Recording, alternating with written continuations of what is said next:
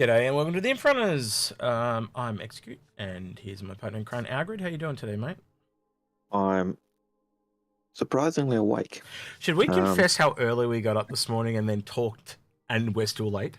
I think that's probably a thing. We're about an hour late than usual, but yeah, it was about like 5 a.m. I think I got, or 5:30 or something. So we had like 2.5 hours before we had to start. You were up at 5:30. I was up at 3. Yeah, so we've for had some insane, ungodly reason. I have no idea why.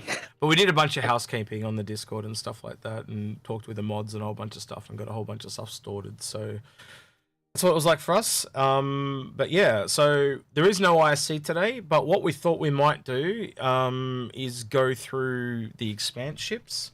And obviously take your guys' questions as well, because Algared and I haven't actually talked directly about the Expanse, but I did talk with a lot of the others and stuff like that. So we're going to go through that with you guys. And what was the other thing? The hull A. I think we're going to talk about the hull. Hull A. Yeah. We would have used mine, but for some reason PTU just won't let me in. Yeah, so I can... It kind of freezes and does horrible things, so yeah. Yeah, so I can get in the game and walk around, but Algared is not having the same... No, I was trying from about 5 o'clock to get in, and I've 3 hours later, I've thrown up my hands in surrender. Yeah. So we'll see what happens. Now arriving from Tisa Spaceport. Waiting for a train. I will say their game is running a lot better than usual, so it's actually that's one of the reasons why I prefer the PTU. I think they put better servers up and stuff like that. Oh, fancy! You have fancy clothing, sir. I like it. Yeah, I'm talking to you. Anyway. Yeah, it does. Oh, he tried to get off. I must be annoying him. Anyway, I'll stop talking to him. That's one of those $50 sets, wasn't it? Look at the swish. Swish. Yep. Swish. Must be taking the physics from the speed of the train movement rather than him standing in a room. Because that hose is going off too. Anyway, I'll get that fixed in time. Yeah. It'd be nice to get those types of things fixed, but you can also see just how much development is going in and yeah. Anyway, so yeah, I'll try and keep this alive at the same time, but what we're going to try and do is, have a talk about the Expanse as well, Algared. So, I'll switch out a game once this train stops, but yeah, give me your initial thoughts, man. My initial thoughts are actually, it's a ship we know we need. So, we know the Starfarer can refine, we know that from Dan Truff, and even if you go into the Starfarer now in the PTU, you go to the terminal where you fill up your fuel, and it's got a refinery button as well as a fuel button. So you know that the Starfarer is going to be able to refine. The Expanse really raises the question, are they going to break it off into just fuel refining and oil refining? And I have a feeling that might be where they're heading. So that's... And I agree with you. From what I can ascertain is it kind of starts out generalized and they do both, and it splits off. So at the extreme end, you've kind of got the Orion and the Starfarer, where the Starfarer is focusing on liquid and gas, and the Orion is focusing on the ores. That's where I think it's leading to. So I agree with you on that. And I think the big surprising thing for me that we kind of missed in the video, and so there are things that have changed since the video that we recorded that came out over the weekend, is that I think this does liquid. And I think in this shot, this particular shot that I've got up right here, so if I go, we can actually kind of zoom in here and go to the browser. But I actually think, so if you see down the bottom there, how they're kind of curved along the bottom side of it, I think that's for liquid and gas. So I think the liquid and gas are stored on the ship, and the external pods that you see on either side, that is for the refined solids. I think that's how this ship does it. I would normally agree with you, except for the fact that when you look at the side view of the Expanse sitting there on the landing pad, it's got two pads, one at the front, one at the back. Looks like it's got two on each side. Hang on, I'll go to the image. That would be where... Hang on, I'll go to the image and you tell me which one it is. Hang on. Yep. And now it's not letting me go there. What the hell's going on? Hang on. I go. Yeah. So you're talking about this one, yeah? No, the one where I did the profile, the direct side view where you could see the landing. That one. That one. Yep. Yep. So you can see the landing gear down the bottom. Mm-hmm. And you can also see there's a landing gear on the other side. Mm-hmm. And both of those landing gears are on the side of the ship, which is going to be where that curved section is. They're actually underneath. Because if you go back to here, see here, you can actually see the 2 landing gear ports. So I'm talking like... But they might be in that section, but certainly in that curved section is certainly where you got your landing gear and equipment there. So how much storage is there? There has to be liquid storage, Algared, because what happens with all the refinement? Where does the liquid and gas go? Right? Yep. And because it's generalized, and they've said this ship is generalized, it has to have liquid and gas storage. It will have to have that ability to do that. And those ore pods are not waterproof. They're like netting. And you can see that when you get up close to them and look at them in game. So they're not waterproof, right? And so therefore you need somewhere, and we already know, looking at the Starfarer, they have different storages for liquid and gas as they do for the ore, because the shapes of the pods, obviously. So I think there has to be some kind of internal storage for that ship. But you're again, it's all speculation, so you're entitled to your opinion as well. But unless they are somehow holding liquid, I just don't see it in those pods. But yeah, in chat, by the way, if you want to join in on this conversation, please feel free. Just make sure you preface your questions with at least questions, so that the bot will pick it up and it'll appear. Even though it might not be a question and it's more like a statement. Just put question in there somewhere and the bot will pick it up. So if you want us to actually comment on something you think, preface it with a question and it'll pick it up. We may try and pick it up in chat, and that's fine. But yeah, so there are people. Do you think the Expanse could become a refuel ship? I don't think it is a refuel ship because it doesn't have the boom arm. And one thing that came up in our discussions is this thing on the very top here. It, like, to me, it clearly looks like a nozzle of some description. Like, I've gone through every photo looking at that. What I actually think that may be for is so either it can be refueled by the Starfarer or it can transfer fuel to the Starfarer.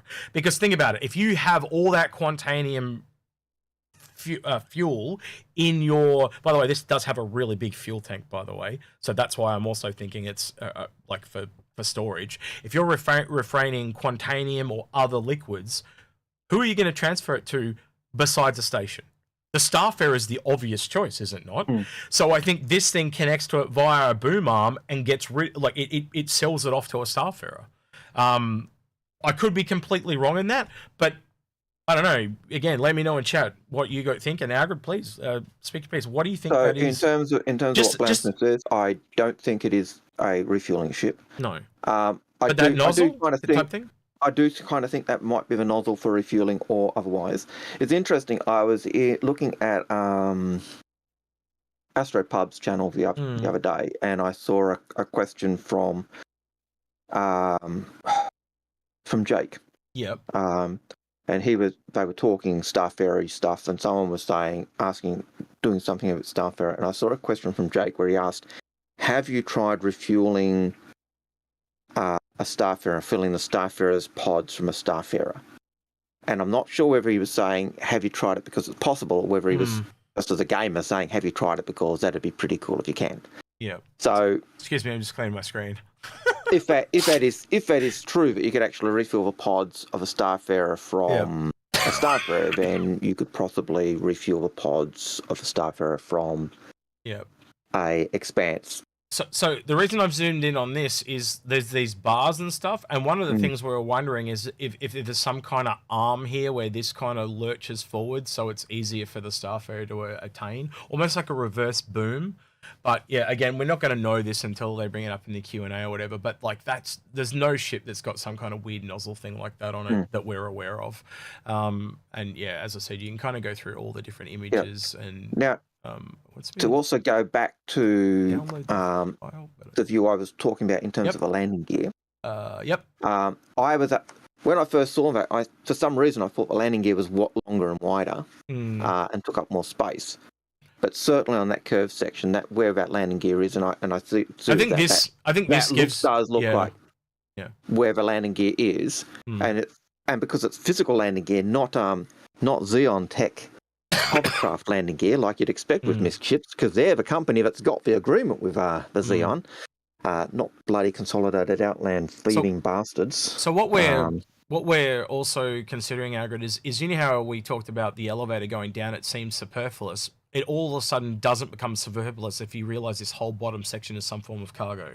So is it liquid storage, and you because there's this thing here as well on this second level, and we're wondering if this might be for liquid storage as well, because if you go back to the front view, that very much looked like it opens, like, you know, those no planes with a nose. It looks like it almost looks like a hinge and nose and stuff. And we have zoomed in on it, and there are some scanner things that pop out. But if it's not the whole width of the nose, it might just be that central column type thing. And we're not sure, but it kind of does look a little bit like a computer here and some kind of deploy even if arm. you look at the lift, and that bottom level, and even if you got landing gear on the sides, which in that curved section, there's certainly that midsection of the curved section which could be some form of storage. And you'd expect if there's a doorway there's a passageway that goes down the side, so you'd expect stuff on either side or rooms on either side, and that makes sense to have, say, two or four, 2 or 3 storage containers on each side of that between the landing gear. So that may be the case. So that does kind of work as being a joint thing. I'm not sure I agree with the idea that I think I heard you talk about at one point of a door being on the side where bags come popping out. Oh, I can show you that in a minute. Just give me a minute. I'll show you that. But the other thing I want to add real quickly is we know that this has to have sorting because the Mole has sorting, but the Prospector doesn't. And so when I was talking to Tecton, he reckons this so see this big metal plate here? He reckons that's like, so it makes that whole orange section like a giant motor or barrel that is literally like a rock tumbler. So he actually reckons that is the sorter. That big orange thing is a sorter. Well, I remember the part of the sorting technique on the Orion was the fact that the whole hull kind of rotated and the big bags kind of rotated to kind of help sort and stuff. So whether that's actually sorting or otherwise, I don't know. Yeah. So see here, Algared, you're asking about the door on this. I was saying about the door on the side.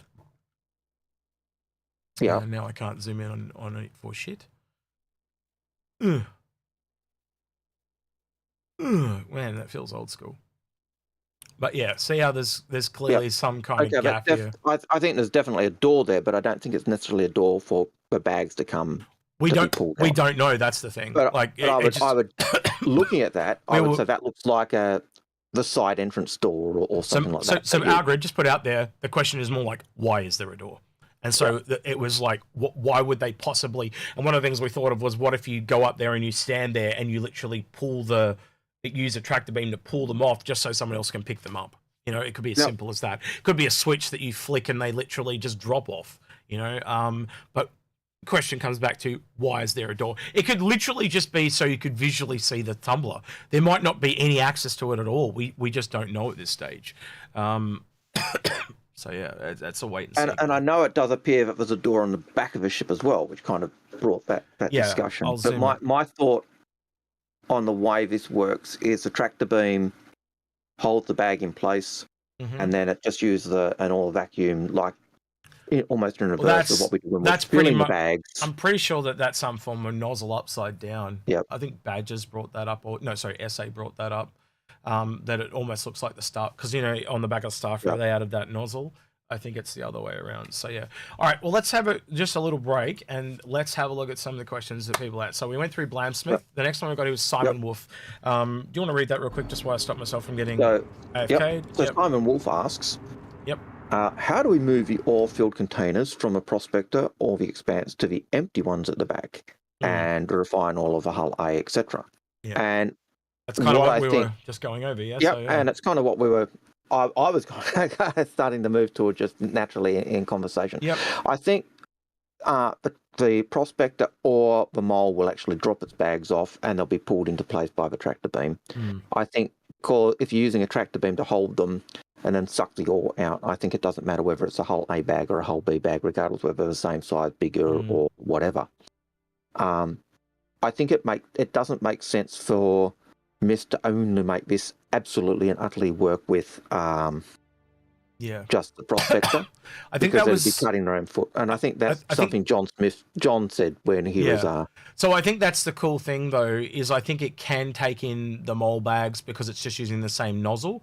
But I think because it's a prospector, if this is what we believe it is, where they export the refined ores back, or the solids, just the solids back into here, I think these will be, it will need prospector bags, so to speak, to put the refined ore back into it. I think they're going to use this as a part of the system. And I do eventually expect, like where these bags say MISC, I do eventually expect the bags on the Argo to be their own bags. I think they just shortcutted it, because literally, why would you model the same thing twice when you can scale it? And they just got lazy and just didn't do the texture. So I think eventually you may see prospector bags that say, unless MISC invented the actual bags, that could be a different thing. But that, as all the information we have, the SC, each one of these bags here on the from the prospector are 8 SCU, and the ones off the mole are 12 SCU, and you can actually look at them in game, and there is a size difference. We actually got people and measured them. In terms of the side bags, I think it's irrelevant whether they're size, because I think what I think's happening is the bags, whether they're 8, 12, are being tracted at the back. Yes, that's what I'm saying. You're sucking the stuff. Yeah, you're sucking the stuff out of the bag into the refinery. Yep. The bags on the side could be 10 SC, could be 12 SC, could be 20 SC for all it matters. Yeah. The size doesn't matter. Well, what I'm saying is the size does matter from the manufacturer perspective, because it looks like Argo might be using 12 SCU and MISC is using 8, and it does kind of matter because, as I said, with these metal frames around the outside of them, if they are designed for the 8 SCU ones, they clearly can't use for export. I'm talking about when they put the solids out, they can't use the 12. And that might be why I figured that out, is it all of a sudden makes there is a locking thing. Like they're using the bags to differentiate the different chips. So there is an interplay there. And if you think it through, it's kind of scummy, but it does make it so the ships have differences. Yeah, I hear what you're saying, but what you're not hearing is the bags for the raw size doesn't matter. Oh yeah, these bags on the side from the back after the refined ore. Yeah, from the back they don't matter. I agree. Right, the bags on the side are refined ore, and when they're filled off, I actually think, and this ties back to the question of will there be a link between the hull A as well, and I think they drop off, and then a hull would actually pick them up and take them away. We did talk about that. And so I think that's the link. I think but the Expanse will be able to take the bags from either the hull A, from the prospector or the mole. It'll tractor them to the back. It'll suck the contents out. They'll go into a refinery. It'll then refine the ore. And then, when you've got that front view of the Expanse where you've got that pipe going to the bag, I think that's the refined ore going into the bags. And then the bags are either there and the Expanse goes off. But given the link with MISC and the way they want to be able to offload to a cargo ship, then I think those bags would go off to the cargo ship and the cargo ship would take them. One thing I want to say is, if this is not a nozzle and it is just a tractor beam, see how it looks like this moves backwards and forwards? So if the nozzle is in fact inside, that would also, like we've talked about it a few times, like if this is a nozzle, then the bags are universal. But if this actually goes inside, and only the prospector size bags that can go through this door, because that's what I like when I look at it. This looks like some kind of rail system. So if this is not a nozzle, so just for argument's sake, and this is just a tractor beam, and then it can't take the bigger bags, and that totally changed the ship. So that's the argument we're at the moment. If you can't hear that, because me and Algared are arguing slightly, but we're trying to be polite because we're on live on air. That's just how we do it. The argument internally at the moment really comes down to, can it take all bags, or can it only take the prospector bags? And that is a big question mark, and it's the one I'd ask in the Q&A, wouldn't you? You'd ask in the Q&A? Yeah. And that's a speculation thing. Yeah. And that's probably the biggest Q&A question I think to ask. Can the Expanse take the bags from both the mole as well and the prospector? But because if it can only take the prospector, then I think it's a moronic, stupid decision. It's like an artificial. Gameplay-wise. It's like an artificial gating, isn't it? You know. Yeah, but I think it's a dumb, like, in terms of the game development of the company, that's stupid. No company would bring out a ship that can only do the cargo from this ship. They'd actually have it so, yeah, I want you to buy my ship. I want you to buy my refining ship. Oh, you've got a mole. Okay, this can take your bag as well. Otherwise, you're saying to them, oh yes, buy the Argo refining ship. Yeah, and that was the other thing that was the other thing we brought up in the show. Is like, this has basically just told us there's a better refining ship coming. It literally is what it said. It's like, why get this when you can get... And because the other thing is, like, put it this way, Algared, say the ship was the same as this, but it was literally just, it had a bigger door for the bags to go through, there'd be no reason it couldn't take the prospector bags because its bags are bigger. So unless they're somehow gating them to their own manufacturer, which I think they might be doing that, there's no reason to buy this when you could just buy the bigger one and not get this, and you can put the prospector bags in the Argo refinery ship or whatever it's going to be. You know what I mean? So, see, I don't see Argo as being a company that do refining. They'd be a company that might do. You get my point. Carting the bags to refinery. You get my point. I get the point. Yeah. But I don't see it being, if they're gating to the company, I don't see Argo being a company that makes refinery. They're more about transport and hauling and utility. Whereas I see MISC being more about refinery, going more into that avenue. And so, if they could do it, I think it'd be pretty scummy. But it's all speculation. We have no idea, and that's that's part of what makes it fun in that sense, isn't it? Well, that's right along. That's a really good question. So the next question is by David Miro D. Jujuan. I just butchered that. Sorry, but what will happen when we store the Expanse as we are logging out? Will it continue refining or will it stop? Apologies for my English. No, his English was fine. Mine was terrible. I couldn't even read your name. English fine to me. I'd consider it just like the refining consoles when it just keeps working if until your ship logs out. Because your ship logs out 20 minutes after you do, I think, at the moment. I would hope that if you set a refinery that's going to do a 2-day refinery, that it'll set the date from when you started, and then it'll do that time frame. Yeah. But I have a feeling from the way Dan Truffin talked that the on-ship refining will be quicker than station refining, but it will never be as good. But it will also never be as good as station refining. I don't remember that part. I do remember that being quicker, but I don't remember being it as good. I don't remember that at all. So the idea is, if you're doing it on your ship, it'll be. My impression was, he said, it'll be quicker. It won't be as good as, say, if you were doing it at a station. But the advantage is, you're refining that ore, so you're able to so it's like a significant cargo back. Hang on. So you know how there's the different processes that you can select on a station? It's just like a different version of that's faster but lower quality. That's how I see it. Yeah, okay, I get you. Yeah. Right, yeah. And so the advantage is you could actually refine your ore to get it to that level, which means you're going to be taking higher quality cargo back. So I would expect it's also reducing the amount of ore, so making it worthwhile.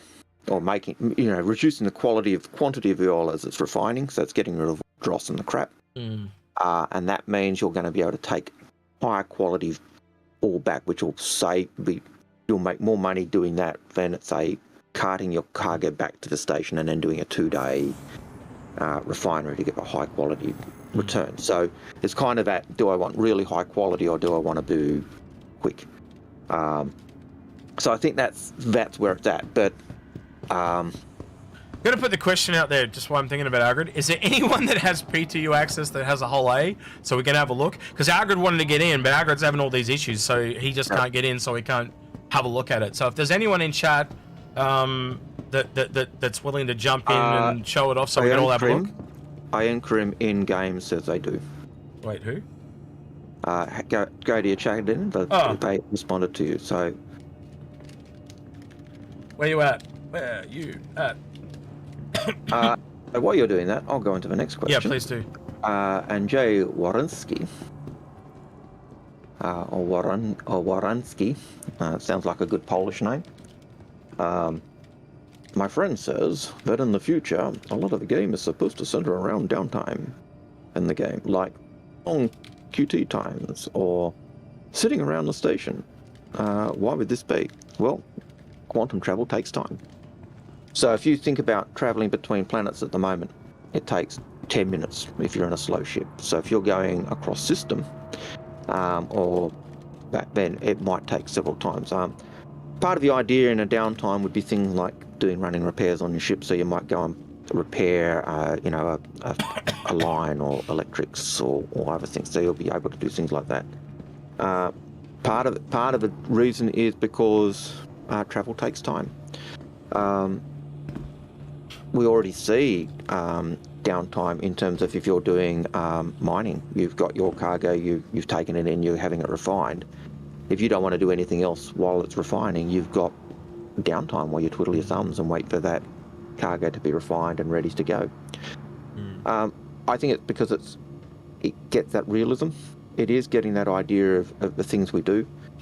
Questions related to that are, how much will the toilets be used? I think Paul's raised that question, you know. We have times. to, can I just say there are other MMOs that have things that happen while you're out of it. So I'm thinking of Star Wars Knights of the Old Republic, but like you could pick any MMO where you send your companions off to do stuff and they come back. So there's always this downtime type of thing, and it'll probably, you know, you can think about all the downtime when you're flying between planets too. So yeah, I agree with you.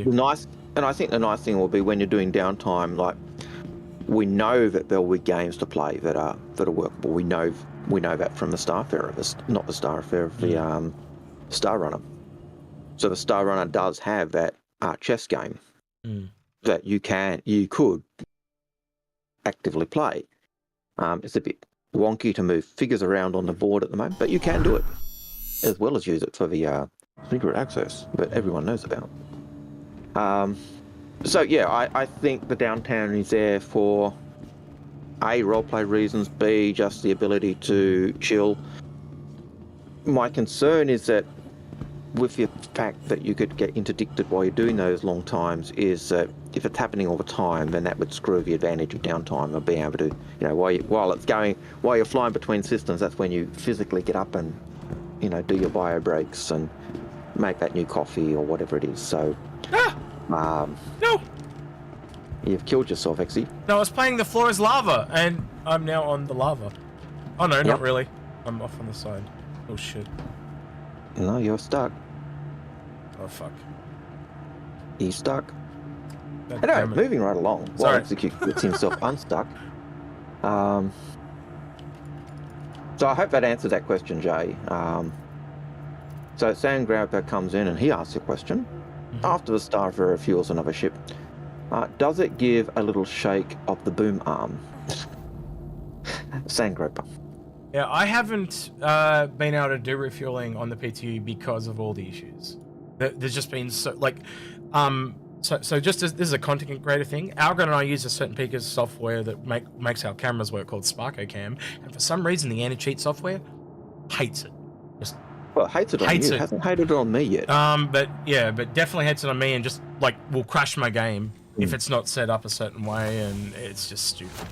But you know, being such a not all content creators use it, and it'll be such a small percentage of people that use it, it'll probably never ever get fixed. So, and because not all content creators are created equal, is that right? Oh, that too, probably a bit as well. I wasn't thinking that. I was thinking just such a small percentage of us that use it. Yeah. So, yeah. So let's see. That was Sandgroper's question. Yes. Don't know, Sandgroper. Your toilet humor probably brought a smile to someone's face. Def Factor asked the question. Given the cargo refactor coming, Quanta in-game, selling in-game, and BMM sounding like an entering Gary box, BMM by Xmas, why didn't you just say, since BMM's entered grey boxing, will it be in by Christmas? Have you seen these doors, by the way, real quick? Have a look at this. Probably the coolest doors I've seen in the game. Wait. And now it doesn't want to open for you. No. Yep.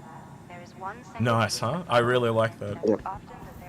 Oh, sorry, Double to it interrupt. for blast doors. Mm. Oh yeah, I just saw that. Yeah, that is like the Star Wars. Yeah. Yeah. Sorry. Yeah, go ahead. Or blast doors. So In her book, Dynamic look, will we get the Survival BMM by Christmas? Maria Hurston CIG showed can get it done by Christmas. I'm sure they'd put it out. clearly the concern of the individual. But do you want I them to always rush think- it and put it out? Nope. But my view is always, you know, like the longer they take on a ship, the better it is. Yeah. How long they agreed. took for a Carrack, and the Carrack was awesome. Mm. When they rush a ship, it's usually I agree with you 100%, man. You know I'm on the same page, so yeah.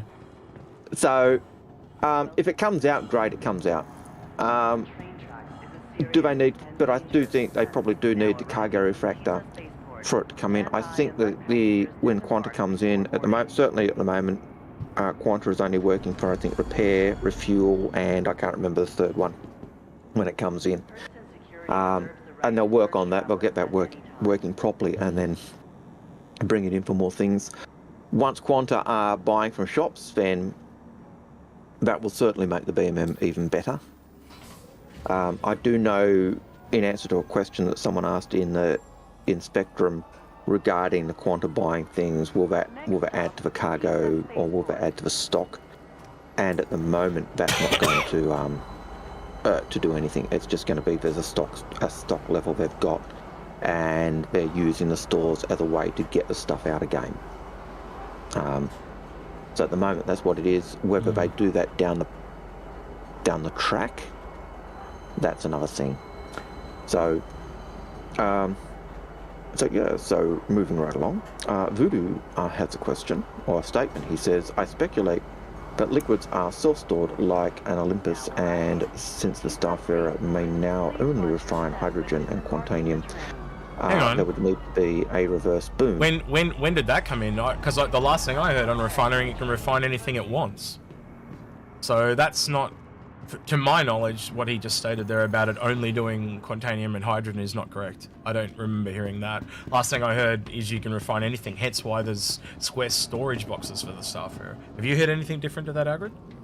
I can't say I have. I do know that Dan Truffin, when he was talking about mining with a prospector, early on he was talking about going to having a refinery ship. He was specifically talking about the Starfarer being there and using having the Starfarer refine things. So I haven't heard. But he in that same video he talked about it being able to refine solids as gas and liquids. So that doesn't line up with what Voodoo just said there. So So yeah. I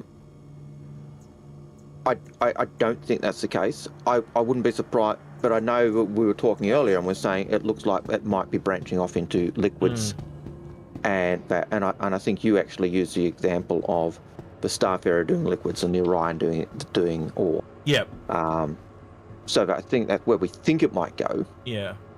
But it still doesn't. So basically, doesn't mean though. Like, yeah, but refining a liquid or a gas, right? So it starts as a liquid or gas. We now have the example of that you can take quantanium and it turns into a liquid. So you can't tell me there's not a gas or a liquid that you'll refine at some point that won't become a solid. You see how that works? So there has to be outputs for both. Even though the input is liquid or gas, the output could be solid or liquid. And I think that's the big difference for me. So I think what your statement there, Voodoo, sadly, I think you're just a little bit off the mark there.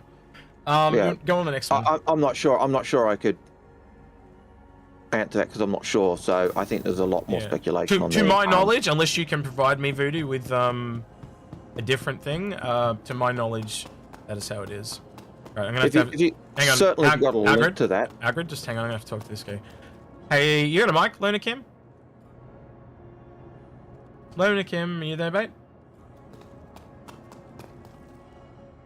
I think he's just sitting on the bed. We'll find out. Hold on. So we're going to probably pivot here. We'll just stop the questions, Algared, and we'll have a look at this, just because, well, it's right in front of my fat face. But so, just while you're doing that, Voodoo, if you do have anything on that to clarify that, please link it to us so we can actually have a look, because I like Execute, I don't know. Yep. And I haven't seen anything, so... yeah, well, I don't have anything to back up what Video was saying. To my knowledge, he's incorrect. You there, Luna Kim? Luna Kim? Oh. Does he have a mic? Yeah, no, he doesn't. You cool if I just cool if I just fly around on the ship, man? Are you cool with that? You got no problem? I'm just gonna show it off on stream. If you want to see it on stream, it's on Inforunners on YouTube, mate. So Inforunners on YouTube. All right. Oh, cool. He knows what's going on. Why can't I open this door? Do I have to literally? Because you've got to hit the pad, Oh mate. wow, that's terrible. All right. Now I was. Oh, thanks, man. Oh, enjoy the show. He knows who we are. That's cool. Woohoo. Right. Always humbling. But yeah. Oh shucks, golly gosh, gee whiz. Yeah, pretty much. And you get me my endeavor, Lamo. Yeah, no worries, man. Yeah, no problem. Enjoy. No, we don't want the Endeavour yet because we want them to take their time on it. Yes, that's true. No, but he's talking about how we convinced him to buy one. So yeah. But yeah, my flying of this ship in atmosphere has not been good, Algared. It's really slow. But the really cool thing about this ship is the thrusters look freaking amazing. I think it's the best thrusters I've ever seen from a visual perspective. I do think it... Can you spin around to the front? Because I do think... remember the very first image that we had of the Hull A? It kind of looked like the bug from Red Dwarf. And I think it... While it looks cool, I think it's lost some of that cute, buggy feel to it. Yeah, so have a look at these thrusters as we take off, because like they're pretty nuts. Yeah, like and I don't know if it's just because it's newer or whatever, but they just look so much more articulated than anything I've seen, right?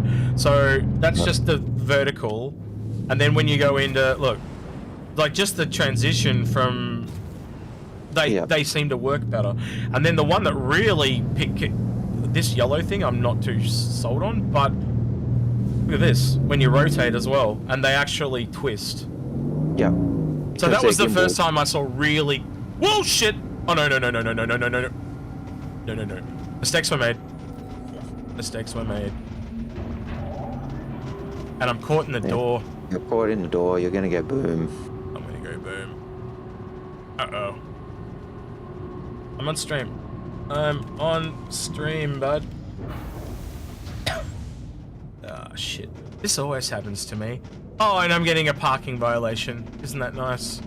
Now you getting the parking violation, or is Aeon getting it? Call for landing, dude. Call for landing. You got 30 seconds. Call for landing. Oh, we're gonna explode. Yep.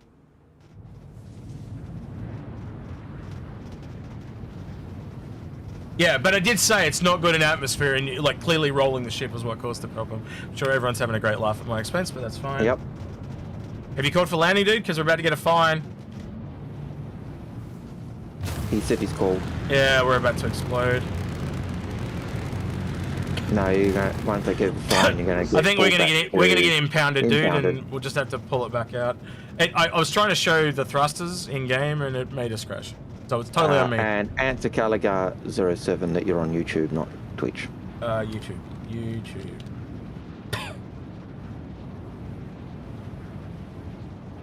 Galahero's he does some streams and stuff, but he's tight in close with Anna, if you know who Anna is. And I've lost all control. No, there we go. It's back. The image of Microtech, the face of Microtech. So yes, I do know who Anna is. Okay, moving right along. Hellhawk 54 has a question. Their question is, do you think the Hull C, D, and E will be able to transport fuel tanks for fleet ops, refueling, remote, etc., etc., etc.? I do believe that there are, certainly in law, they've said that there are hulls that do that type of job for that type of thing. They have talked about different types of containers that can do cargo and liquids and solids, and there are, even for the hull, even for the Starfarer, there are square containers that are for solids. So I expect that will be the case. But that's at least going on knowledge we've heard or seen, or but it's also very old, so it could change. David Middle-Dijuan, and I think I butchered your name just like Execute did, but I'm sorry about that, says, will not the liquid will not the liquid be stored on the round compartment looking from the top of a ship? It looks like round barrels. If you're talking about the Expanse, I believe those round circles are actually the refineries, or the not refineries, the reactors. Yeah. And I think what they've done, people have pointed out that those reactors or those things are exactly the same as what's on the Odyssey, and I think that CIG have just copied the greeballs of that piece. Algared, I want to go back to the hull. I've got it here in front of me, man. So, the one ugly thing I found about the ship was this. So, because they've put the ladder on this side, I think originally these were meant to be docking collars. Yep. And I think 100% agree. Why is there a whole? Why is there a whole thing there and it does nothing? It's just a bit weird now. Because it is an airlock. But I think you're right. I think they were supposed to be docking collars, and I think it's just the symmetry of the ship. Yeah. Because there's nothing on the other side now, so it's just a locker. Yeah. So it's just they're not airlocks at all anymore. So it's just just a symmetry. Yeah. It makes the ship look cool. Yeah. Lona Kim, if you're watching, Lona Kim, where are you, mate? I'm waiting for you in the ship.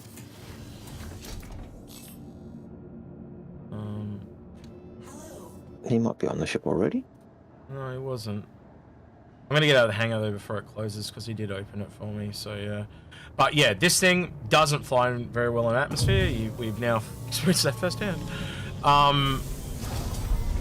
But yeah, you watch how long this takes to get to atmosphere too. It's much slower than an Aurora or something like that. So we've speculated for a long time that the smaller holes were really for going between station and planet, but this just. All right, I think that kind of speaks to everything right there. Look how slow that's moving. You've also got to remember that at the moment the ships are flying as if they're fully laden. Yes, this is correct. So this would be a fully laden hull A technically. So yeah. And Iakim said, "You do yours. I'm just enjoying the show." Yeah, thanks, Lona. So welcome to the show, Iakim.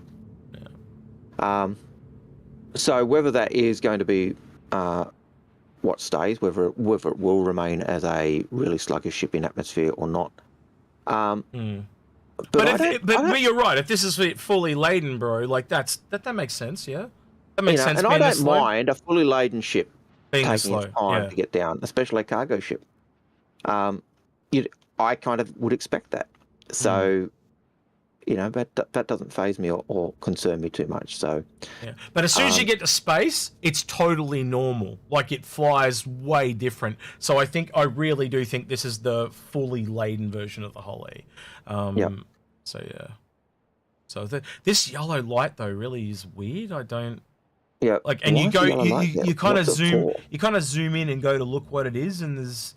The light in the Crusader, it looks like it's like where that. It's just a real cool light. Where the arms are for the expansion, so that's where it. No. The arms are back here. The arms are back here in the middle. That yellow that yellow light's just some kind of ruler cool thing, but it's just fucking weirdly placed because it's like perfectly in line for the camera. Like so, that's when I and it kind of gives you that blinding looks. Yep.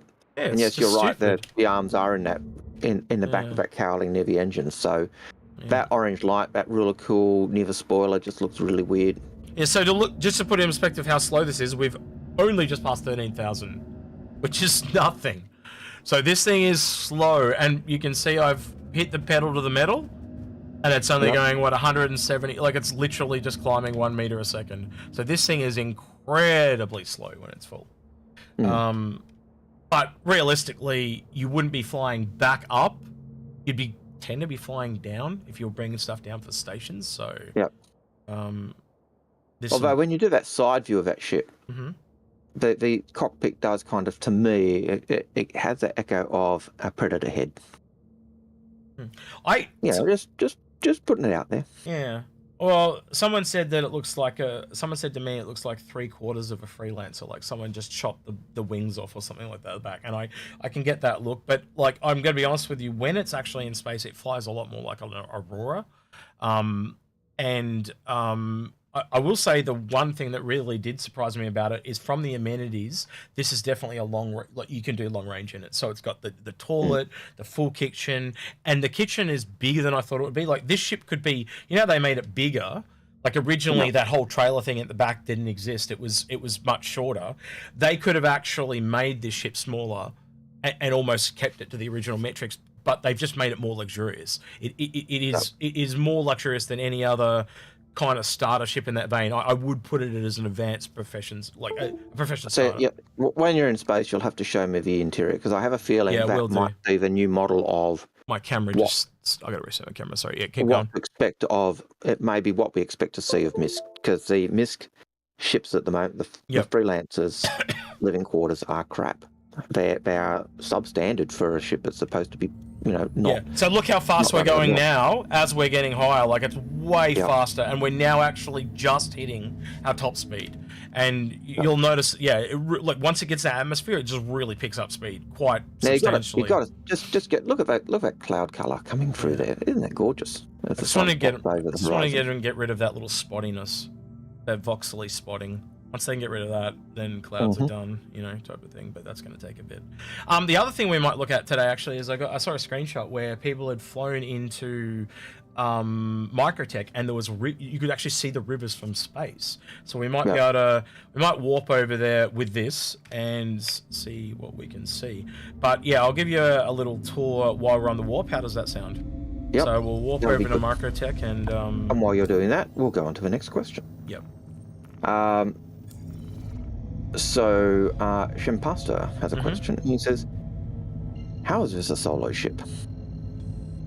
Well, it has a seat for the pilot, and it has nothing else. So it's a solo ship. I think they're talking about the Expanse, yeah? Not about this. And if you're talking about the Expanse, I could see that. I think it's quite easily a solo ship. I'm being interdicted. What the fuck? Oh, and they got chucked on my ass to boot. Hang on, let me deal with this. Interdicted by pirates or interdicted by security? I have no clue. That answers that question. Full ball. Woo! Full ball. Get the fuck out of here! Inbound missile. J, K, H, B. There's no flares. Just go full speed, you'll be right. Yeah, I'm just pedal to the metal because I've got no, I've been in QT jammed as well. Yeah, you'll pass. You'll get out of their range. They'll fall behind. Apparently, horses. Unless it's a player. Oh, there they are. They're there. I can see them. Yeah. Got the trail. I think that's kind of why they added trails, so you can visually see people from further away. But now you can jump. Yep, cool. All right. See ya, bitch! Quite a bit of damage to it too. I'm out here. Yeah, we would definitely have a bit of damage, but we'll repair it when we get to Microtech. Right, now I can give you the tour. What was that? Let's finish that question though. So he was saying, why does it look like a single-person ship? Because, well, I think at the end of the day, you got to remember it's a profession starter, so you're just doing the refining of one person. Look at it like the Terrapin. Even though it's got two seats, you've kind of got your flying seat and then your working seat, and that's kind of how I see the refinery ship. What about you, Algared? And I think it answers the question that someone said, can you be refining while you're flying? And I think if you're going for that hands-on refining, no, you can't. And I think the fact that it's a single-person ship kind of plays into that. Was there grounds for making it, or are there grounds for making it a two-person ship with, say, a second seat to do the refining while you're doing something else? Yeah, there could be. But and that'd be much like the Vulcan, which is a three-person ship. But I think it's not using drones to pick up stuff. It's not using, I just think it plays better into the prospect. You think of a three-person crew. You've got a prospector, an Expanse, and a hull A. 3 people, 3 individual solo ships, and those 3 working together, I think will do a really nice job. One doing the mining, one doing the refining, and one then picking up the cargo and taking it off to sell. So I think it makes sense. And I think it goes on to what Execute said earlier. It really does indicate we have a bigger ship. coming. Yep. All right, so Right. moving on. I did find a really interesting thing about this. So you know how they had individual buttons for each component? This was Yep. interesting. They had an up and down arrow, and it's simply the up arrow opens the up one, and the down arrow opens the down one. I think that's a really neat little component system too. Yep. Easily accessible, easily repairable by one person, and it's probably the best one we've seen so far. I don't know if you disagree, but Nice little internal access to all your components, and you can actually see the different components, which we haven't often been able to see. So you can see that they are advancing that internal component. yeah, type so it's definitely been aspect worked as well. on. Yeah, 100%. So Um, lock, not many spacesuit. ships. So I think it's probably the most feature complete little ship because it has, you know, the components, the locker room. It's got a toilet, shower, bed, everything. Like I think a lot of the smaller ships they get one or two. Yeah. But they don't get all of them. So and I was talking to. There was another guy that showed me his ship, right? And I basically asked him, I said, is there another small ship that you can think of? What is the smallest ship that holds a suit? And this is the smallest one I can think of. Small single person. Yeah, is there a a smaller one that you can think of that holds a suit? I cannot think of a single one-person ship that has a suit locker. While you're still, that's contained, so you could actually get in, get your stuff, go out, before you went into the black.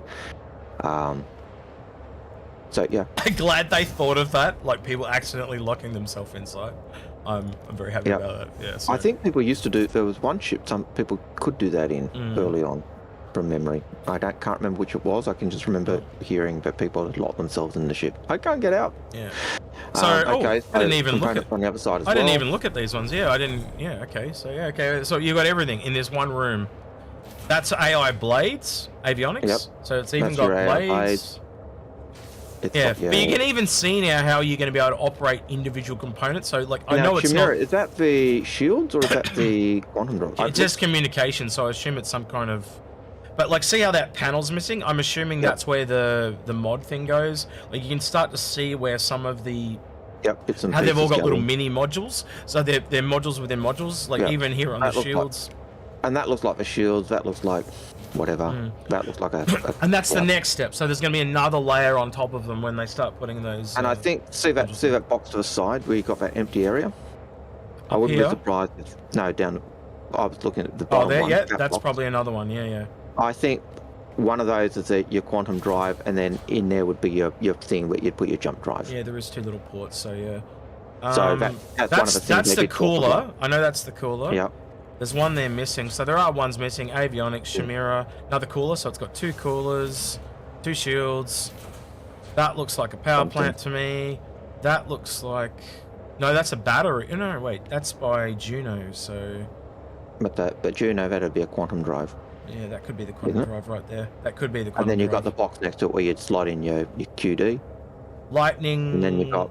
Lightning do power plant, so that's the power plant. That's the quantum drive. Yeah. So they're getting fully flushed out, which would be interesting. I would have liked to see labels though, to be honest with you. Like tells you what they are. You shouldn't, but I guess they want you to figure it out in the end. But one of the things they did do early on is they were going for that unique, that standard look for that all shields will have that look. So again, you got storage. You've got your little coffee machine. It's got a way bigger food dispenser than almost any small ship I've ever seen. If any room was going to be condensed on this ship, it would have been this one. So they probably had a thing where they couldn't quite fit the bed into the space they wanted to fit it into, and so that's why the ship grew and they just added extra facilities. But I think because of that, like you know as well I do, like that whole trail length was such an incredible difference. So yeah, weapon locker as well. Like I also question, why is there a weapon locker on a cargo ship? But because you have pirates try to take you sometimes. Yeah, but 3 guns for one person is a lot too. I'm just saying, like, so this is probably the most fleshed out little ship I've seen. Yes, it doesn't have weapons itself because its loadout is actually disruptors, which is really weird by default. I can see why you'd have it on a cargo ship, but wouldn't just normal lasers or laser cannons be better? So you've got more fun. I can understand the expanding of that trailer because that seems to be where they've put the components, and initially the components would have been elsewhere, and I think as they've worked out, we need to put components in. Yeah. they've had to add more because you couldn't really, you look at that living space, you can't really reduce that any more than it is. No, I agree. No, I and agree. yet that But I is- think it's expanded more than a default one. Is my point. It's like they've gained extra things. Like I don't remember there being a weapons locker on the whole series at all. As in, so it wasn't in the concept sales and stuff. So I think this has gained things because I'm not saying it's a bad thing, but I kind of look back at other ships. I'm like, I kind of want that on those too. You know what I mean? Yeah, but I think the things we're starting to see appear on ships like weapons lockers and suits, they're things that all ships with interiors are supposed to have going forward because it ties in with that that persistent inventory and all the rest of it. So what you've got on your ship is what you've got to survive. So if you need an environment suit, if you don't have one on the ship and you're not wearing one, well, you can't leave the ship. So you've got to have those abilities. If you want to do a ground mission and you need a gun and you don't have one, you've got to have somewhere safe to be able to put it because the way gravity works. So I don't see a problem with those things being added, and I think that going forward we'll see them appearing on everything. One thing I do want to bring up real quick that I just noticed, and again, I'm always doing this trying to look to see how ships link together, is notice that wing layout there just on the back? Yep. That's from the Razor. Can you see that? Just the ones on the left and right, but that is Razor-esque. It's got a similar wing layout to the Razor. The Razor is a message ship, isn't it? So it is, but it's not one that I would have picked. You know, like I would have thought you might have seen the Freelancer, not the. So I just like the fact that it's got that aesthetic. All right, so let's see if we can find some. Let's see if you can find the river. Is there anyone in chat that can tell me where we could warp to that would help us with a river? So does anyone want to help us find a river? While we're waiting for chat to And trigger while some you're message, doing that, I'll look for the next question. is apparently the U key, U for U-Haul? Nope. Yep. It didn't do what I thought I was told it was do. I was told that it is the shortcut to extending the The body? Yeah, but it is clearly is not. Because it just turned my well, engine off. while you work that out, I'll go to the next question. Yep.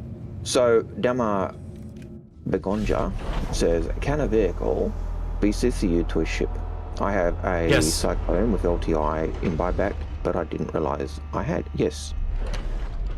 I think there's only one vehicle, to my knowledge, that cannot be CCU'd, and that is the PTU. That is the PTV. Yes, the little golf car.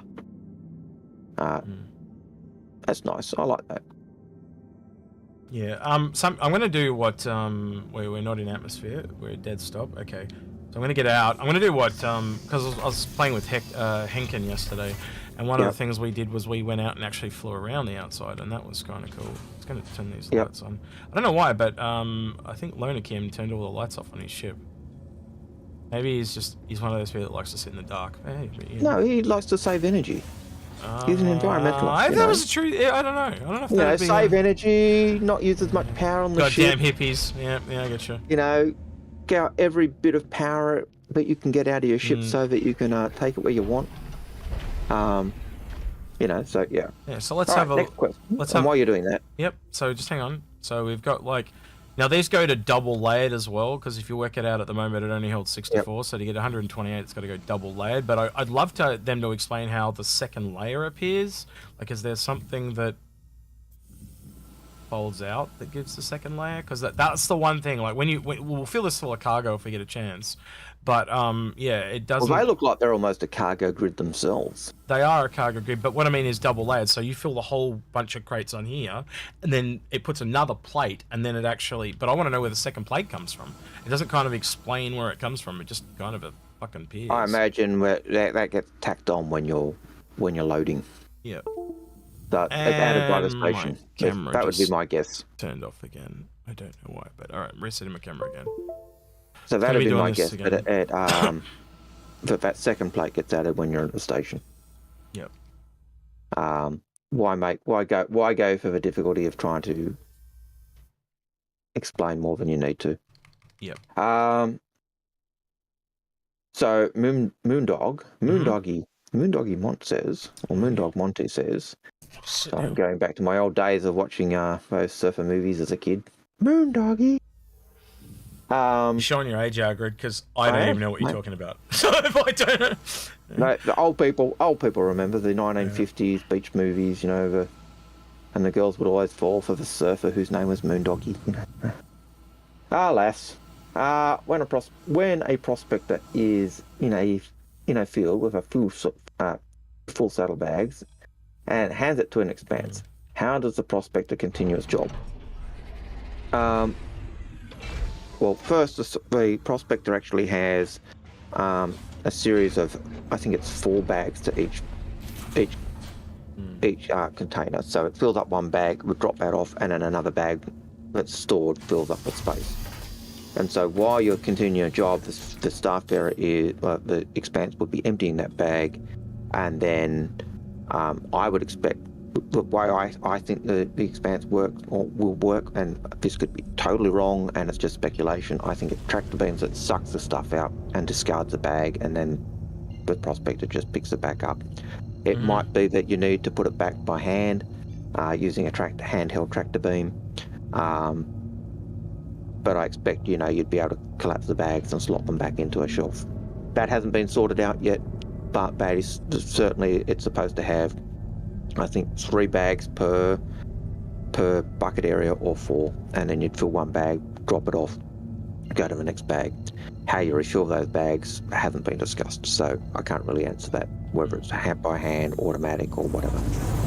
I am jumping a little bit ahead, but there's a question here by Jerry Breesy. He says, when do you expect the Expanse concept sale to start? I actually have heard through back channels that it's a couple of weeks, so I think it would be lining up, you correct me if you think I'm wrong here, Algared, is with the release of 3.17. They might be doing that to make it release with 3.17, especially since 3.17 is going more along those lines. So, but your guess is as good as mine. Yeah. It could be 2 weeks, it could be 4 weeks, it could be 4 months. Just what we've heard is a couple of weeks, and so what would you expect to happen in a couple of weeks? Live is ready to go. So, and I did hear that almost a week ago now. So yeah. Well, given that CIG have said, hey, this is the next ship that's coming, and they've kind of given us that kind of look of the ship, I would expect the sale to be very soon. I also expected before Invictus, actually, but just because the refinery ship isn't military, so that's So yeah, do it before Invictus, and then have a big sale with a big ship that everyone wants that'll make people spend even more money. I don't know. Yep. They're moving right along to Cry Stalking H. This has. I'm assuming you mean wood. Would it not make it more sense for the saddlebags on the sides of Endeavour to just be temporary storage for raw materials? The Endeavour doesn't have side saddlebags, I don't believe. Yeah, but he means Expanse, but he said Endeavour. Okay, perfect. Okay, so would the storage for raw materials? Look, they could be, but given the way the graphics seems to have the bag being held at the back to store, it doesn't make sense for me to have it hook the bags on there and then put them through to hook on so that you can actually go through the refining process. To me, it seems logical, and again, could be totally wrong. Have it track to the bag, duck it dry, put the stuff right into the refinery, and then when you look at the artwork shown from the front of the Expanse, you've got that beam that looks like it's going to one of those bags, and that's it. I think that's it, filling up the bag with the actual refined material. And then when it's full, you'd actually offload that bag to your cargo ship to take to market, so you could stay on station refining stuff for your hull A. Could be totally wrong. Nice reverse thrusters there, real quick. Look. Something we don't get to see a lot of. Sorry. You probably also want to collapse. I'm just really. Well, no, not really, because I'm going to be blowing up for the cargo. So that's my plan at the moment. Okay. I'm going to put the cargo on, and then I'm going to fly down the river, try and do 2 bags on stone. So, Yeah, it could be either, but that's my thinking.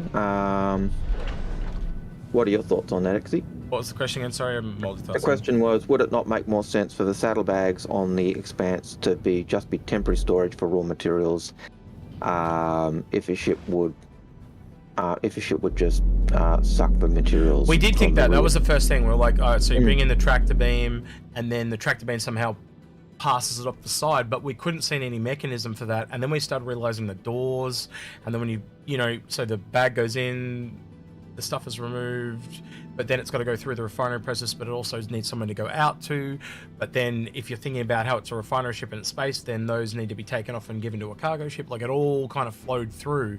And then that's when we came back to liquid and gas, and it's like, so this thing is going to have to go to a Starfarer or go to a starport to unload that as well. Because that's natural. If it's a refinery, it has to have all three.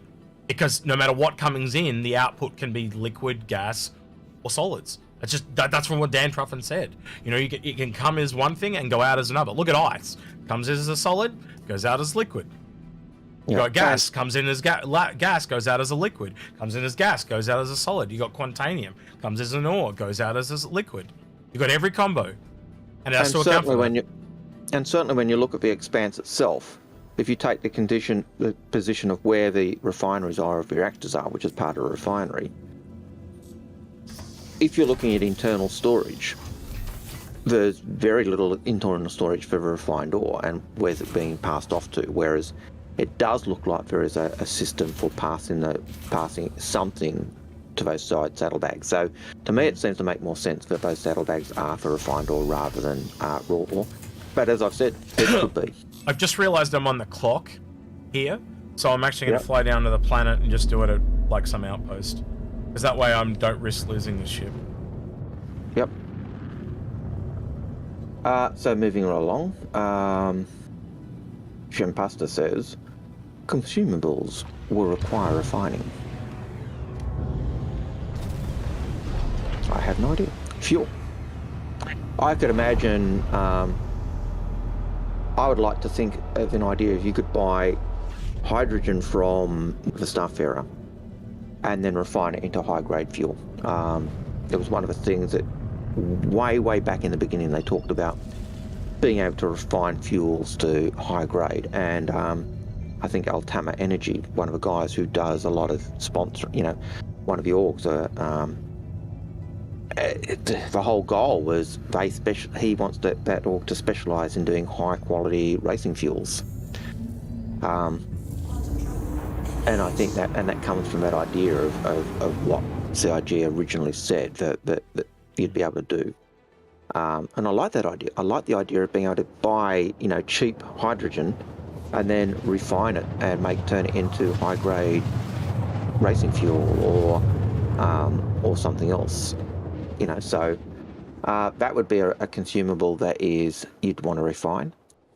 I could imagine if you want to go a step further, you could look at salt water and refine that down into pure water. Sewage, refine that down into pure fertilizer, I suppose. I don't know. I'm just. Yeah, no, I get what you mean. I think there'll be every combination which of everything. I think there'll be stuff that you'll be able to do. So I think there'll be lots of consumables we'll use. And let's get into things like going to explode, like the contanium and stuff like that. I think there'll be other things like that. If they are not refined to a certain purity, they'll just come out as crap. Like think of all the gamification things that you can put in there. They're going to do it. So. And I think with those reactors, like if you put something into a reactor and you've got a mix of stuff, and you've got you can choose whether I want to get that part out of it or the other part. And so whatever you don't take, that'll get lost. So will we find consumables that we need being refined? I can't see why not. I could even imagine, harvesting water and then breaking it down to get oxygen. Yep. That'll be a big thing. Like water will be a really common thing to mine. Like every space station is going to need water. Like, yeah. That's one of the, like, if you've ever been a viewer of the Expanse, and use the pun on the TV show, one of the most common things they mine is water, because it's just a thing you need to survive. I used to like playing Hellion, and Hellion unfortunately has gone the way of a dodo. It has. But it was I enjoyed that game. One of the things you had to do is you had to mine your resources. You had to mine ice. I'm And the reason you had to. getting a major torque imbalance, and I'm just normal flying. So I just want to point that out. Yeah. Well, the major torque imbalance is because you're red. Yeah. But with Hellion, you'd often go refining ice, and the reason you refined ice is so that you got you could get hydrogen to help fuel your ship, but also because you needed oxygen to actually pressurize your ship and keep you alive. And if you didn't have that, you were in trouble. So I can imagine that being something you have to use and do. So absolutely no problem with the idea of refining consumables. But what consumables? Your guess is as good as mine, but there's a couple that I can think of. I got a quick question for Algared. With the concept sale of the last few ships that were around this time, so the last two that came around Invictus, they were available by the end of the year. So I'm talking things like the Tavaran one. God, I can't remember the name of it. The Shrike and the Shrike. Yeah. Shreks. Yep. They were available. Yep. Yeah, so they were concepted here and available in the year. Do you think the refinery ship will be here by the end of the year? And the other thing I want to bring up is that they're making all the hull series, so they are definitely working on Mist this year. I think it could be here by the end of the year. Well, you'll remember they used to talk about the Hull C. They were working on the Hull C, the Hull C, the Hull C, and then they've gone, the Hull A and B are coming up. So, I think as you said, I think that they're working on the whole series this year. We do know the last ship that they did have around this time or around Invictus, I think was the Scorpius. I think that came out last year around Invictus. I could be wrong. I think you might be right there, but yeah. I'm just saying. They're working on that this year. So their plan is to get that out fairly Well, that's meant to be out this patch, but it's going to come in a Point X patch. So. Yeah. And that's just because it's not ready. But I think for that ship, if you like flying the Hurricane, you'll probably enjoy flying the Scorpius as well. Moving right along. Sebastian. Do you think the larger refueling ships will refine ore gas faster than the entry-level ships? Maybe they have more efficient and expensive refining systems.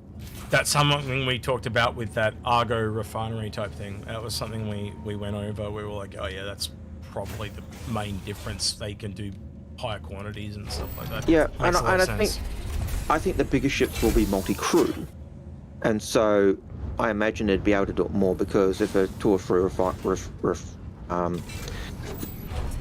reactors and you need hands-on to do refinery, then you could have 2 people actually doing hands-on refining different things. So I imagine you'll be able to quicker.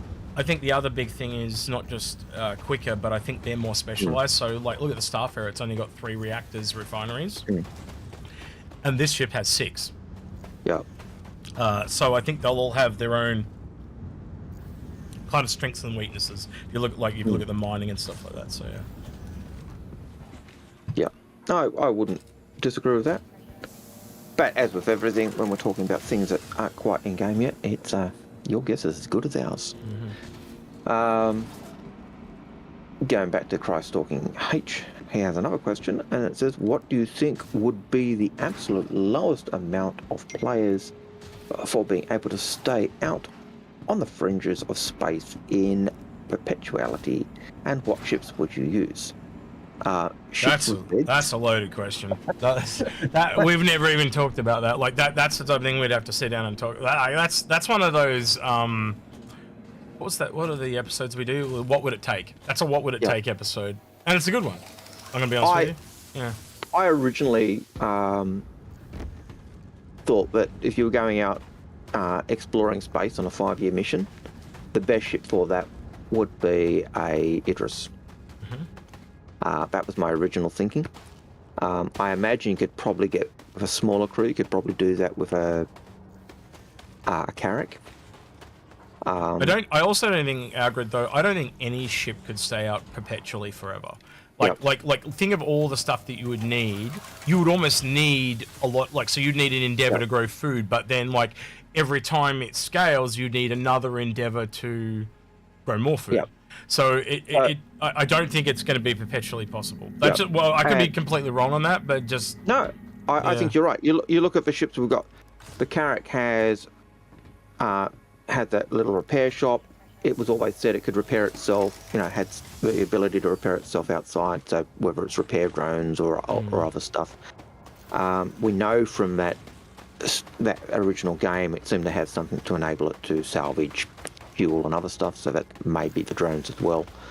You go to the Odyssey. The Odyssey has the fuel scoop to refine ore, but it doesn't have the capabilities to necessarily repair itself. So does that mean you take a repair ship with you? Or so how many people could do it? Who knows? And then even if you do have a repair ship with you in your Odyssey, then it depends on how much equipment you've got or stores you've got with you, and you get to the point where you need to be able to get those materials to...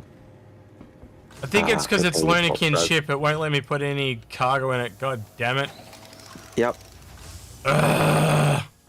So unfortunately we can't do that. But it does look very nice over there, doesn't it?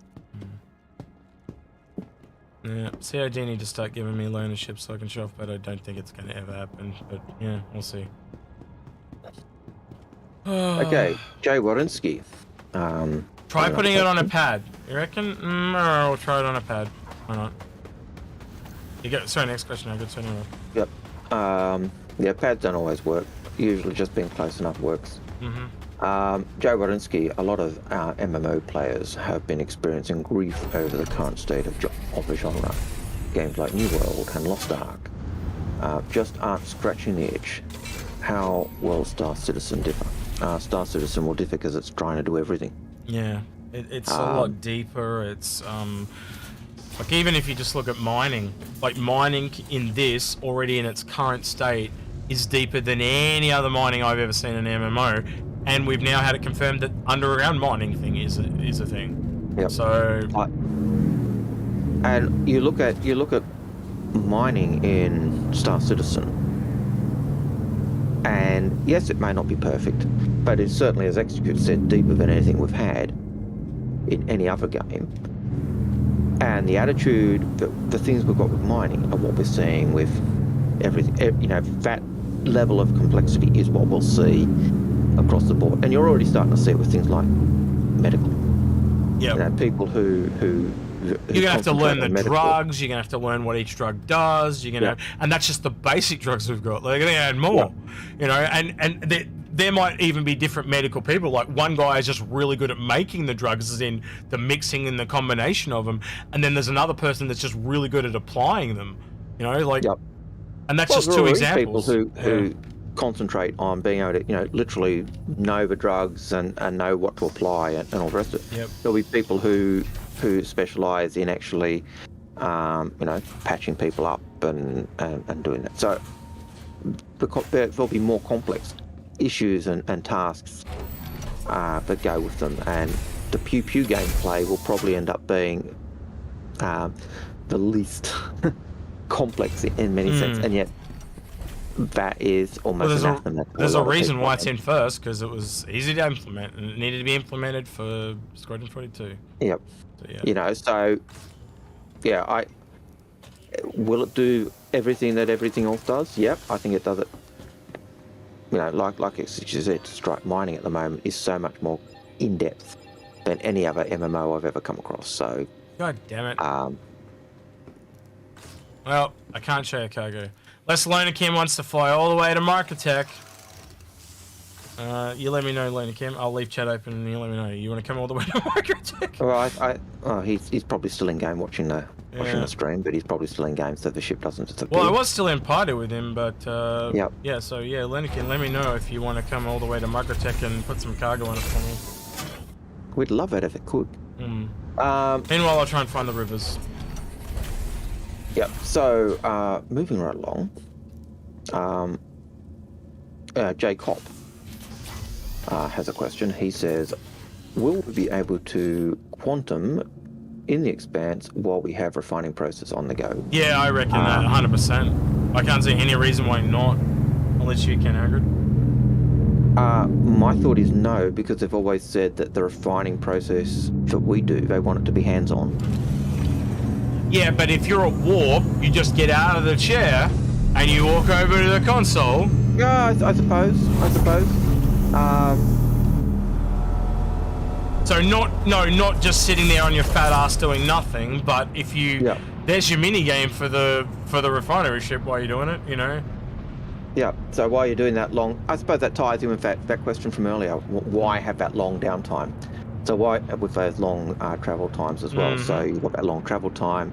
While you're traveling, you're actually doing the refining or. Oh, the lasers work today. These weren't working yesterday. That is a sexy looking little ship, gotta say. Yeah, it is. It's a very. I think it's the best looking myth ship we've got too. Maybe I'm just biased.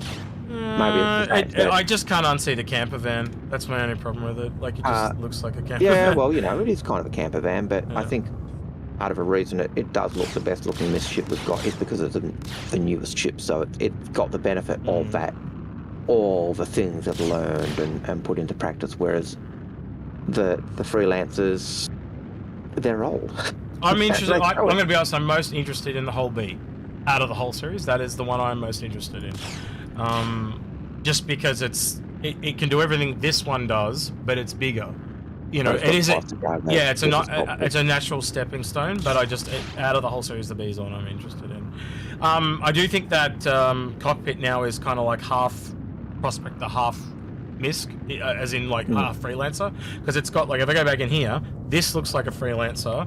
Like, it's even got the windows and stuff, but I don't know if you saw before, but like you can't quite see out the window. But when I was getting into the chair, it's a But when you look at that, it's kind of, it is that crossover of prospector / freelancer, isn't it? You've kind of got that mailbox viewpoint. You're actually sitting really far back. Like, I can't even see my character. I can see my legs, but I can't see my head. Yeah. Like, you can just see it like there. Like, it's like a pimple. It's totally It's anti-sniper protection. Yeah. You know, it's to stop the snipers being able to shoot you because they can't see you to shoot. Okay, so SA has a question. No, not that. Just skip that. Just skip that question. No, I'm just kidding. No, there's 2 or 3 there, so you know. Yeah, I'm good. That's all good. SA says that non-combat ships will have a lot of mini games while in quantum travel, such as maintenance, management, etc. So he's actually making a comment linked to that question from earlier, etc. Will cockpit-only fighters be at a disadvantage because they can't be worked on while in quantum travel? Absolutely. Yeah, 100%. You know, you'll have to stop and you'll have to not only that, you have to stop and get out. You know, like this, you can repair it while you're at warp. 100% agree with that statement. So if a component on this ship is damaged, you can actually repair it from inside the ship. And quicker. If not only that, quicker, because you're inside. You don't have to get out, fix and get in. You're way more vulnerable in a fighter, aren't you? Yeah. Whereas if you're in a fighter, or to access the fighters, the components on a fighter, look at the Hawk. You access the Hawk, you get out, you pull open a little thing, and all the components are in that little tray. You've got to be out of a ship to do that. So, fighters are at a disadvantage, and so they should be. They're not, you know, their advantage is you go pew-pew. Disadvantage is that you don't go pew-pew, you run away. So, I think you're right, Derek, SA, if that's what you're hinting at and suggesting. Can anyone tell me, please, in chat, and I might have missed it, but can anyone tell me where I can go to see these rivers? Or can someone Google it for me? Because I know there's guides, and just guide me. Just because I'm in the middle of a stream, I do it myself. I'm not being lazy. I need a little help, please. SA goes on to ask another question. He says, and will combat-only players be bored with Star Citizen? Good question. I don't know, because like I think there are certain professions that are linked. I think a lot of combat players will go into bounty hunting or mercenary or So I got to go to New Babbage, and then I got to go east. And we were told 250 kilometers. All right, we'll head off to New Babbage and then fly east for 250 kilometers. Yeah. Yeah, good question. What the hell? Hopefully they won't get bored, because you do need your combat players. And yes, I do know most combat players are probably your PvPers, and some of those PvPers are the people who like to pull the wings off dying butterflies, i.e. People who have no desire to do PvP, but they enjoy that type of thing. I expect we will need them. I hope they won't get bored. I hope there'll be lots of things for them to do. But again, your guess is as good as mine. We'll have to wait and see. Feather McGraw. I wonder if he's related to Quick Draw. Do you think buying things in bulk for resale will come with a discount on shops on the BMM? I think that'll be tied to rep. I think if you've got a better rep, you'll get discount. Yep. Not bulk. I think it'll be kind of tied to rep. I wouldn't be surprised if there's kind of a link in with that as well. Buying bulk for those ships, whether they do kind of, yes, you buy 100,000 units and yes, we'll give you a discount. Maybe, but certainly definitely I agree, tied to rep. And I think that and then when you buy it, if you buy stuff at Microtech, even if it's at cost, if you take that to a place where you can't buy it. So I know there was a period when we had Delamar was still in. There were and we had Grimhex. There were certain places you could buy ballistic weapons, and certain places you could buy energy weapons, and you had to go to a different location to get those things. And so, if you've got ballistic weapons and you go to a place where ballistic weapons aren't sold, you could jack up your price slightly, pardon me, and make profit on that. So it's going to be that supply demand that comes in with that, I think. So, and how will we be able to compare with NPC shops? I think, and I think that's how you'd buy your stuff elsewhere and take it to shops where their stock isn't sold, and then you'd be competing with the NPC shops in that regard, or selling to the NPC's shops at a profit. That's just my guess. I could be totally wrong. Cascadian. Hey guys, do you think there is any room for an actual starter? One medical bed ambulance ship. Would love one from Crusader. What do you think, Exy? I'll let you answer that. It's a tough one, because like I honestly thought that's what the Cuddy was going to be. I thought it would be just like, so you know how the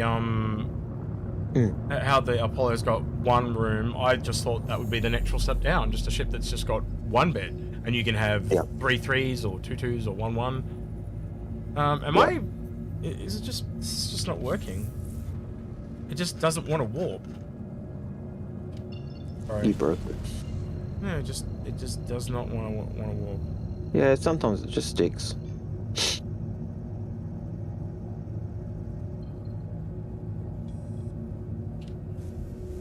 Are you out of fuel? Nope. No, I'm just gonna get out of the chair and get back in, see if that fixes it. Maybe it's doing that. But yeah, with the whole, what was the question again? Shit, I'm having a brain fart. So, do you think there is any room for an actual starter medical bed ambulance? Yeah, I'd like to think that there's a one-room version of that, and I don't know who it's by or anything like that. But what the? I always thought that the C8X would be a perfect little one-bed ambulance. Yeah, actually, it would. It'd be nice, like a variant. Bed on one side. Yeah. Well, we know from the concept art it was meant to have scanners and stuff, but they just never ever went through with it. So, oh, there we go. So, like, the never. And then early on there was talk about the MPVU having literally being for pilot retrieval and having medical equipment on there to be able to treat people straight away. Yep. You know, if they were stuck. So. I think there's room. I think it's something CIG have thought about and talked about in the past, but haven't yet done, or it has been decided that they'd move away from that. But I can't say one way or another because I don't know. That's probably as far as we can take it. So what they're saying was it was 400 what was the direction again, Jared? I think they said east 450 kilometers. Shit, but where the fuck's east from up here? Well, go down to New Babbage. Well, I'm trying to save time and just fly directly there, because when I go down there, it's going to be heaps slower flying. It's 450 kilometers. That's a long way in atmosphere to fly. Mm-hmm. Especially in a slow ship. Yeah, this thing's slow as shit. Well, do you need to be using that ship at the moment to do that? Get your fast ship. No, I'm just going to having a bit of fly. Fun. Okay, well, I'd have to assume that it's like over there somewhere, because like I know it's in like green zones, and like there's no green zones here at all. So I'm gonna make the assumption that. Wait, well, can't I tell like OEM? So this is OEM 1, so that's north, right? So therefore, never eat soggy wheat bix. Wouldn't that be east over here? And yes, that's the thing on how to remember the compass. Never eat soggy wheat bix. So wheat bix are an Australian thing. But just how I was taught in school, never eat soggy wheat bix. And it's stuck with me ever since. So you reckon it's over here, Algared, if you had to guess, based on what we've been told? Any money mo sounds good to me. Yeah. Heading 205, they say. Well, I guess, stop it. We'll just go to New Babbage and fly. Why not? Yeah. All right, so moving on with the questions. It was Cascadian who asked that question about the medical ship, by the way. Jerry Breeze has a question. He says, when do you expect the Expanse concept sale? That was the one we answered right at the beginning. Yep, that too. And Voodoo has a follow-up. He says, follow-up, sorry on delay. Sorry for the delay. There was an off comment in the Expanse sneak peek. So I'll have to go back and have a look at that video on the Expanse and find that.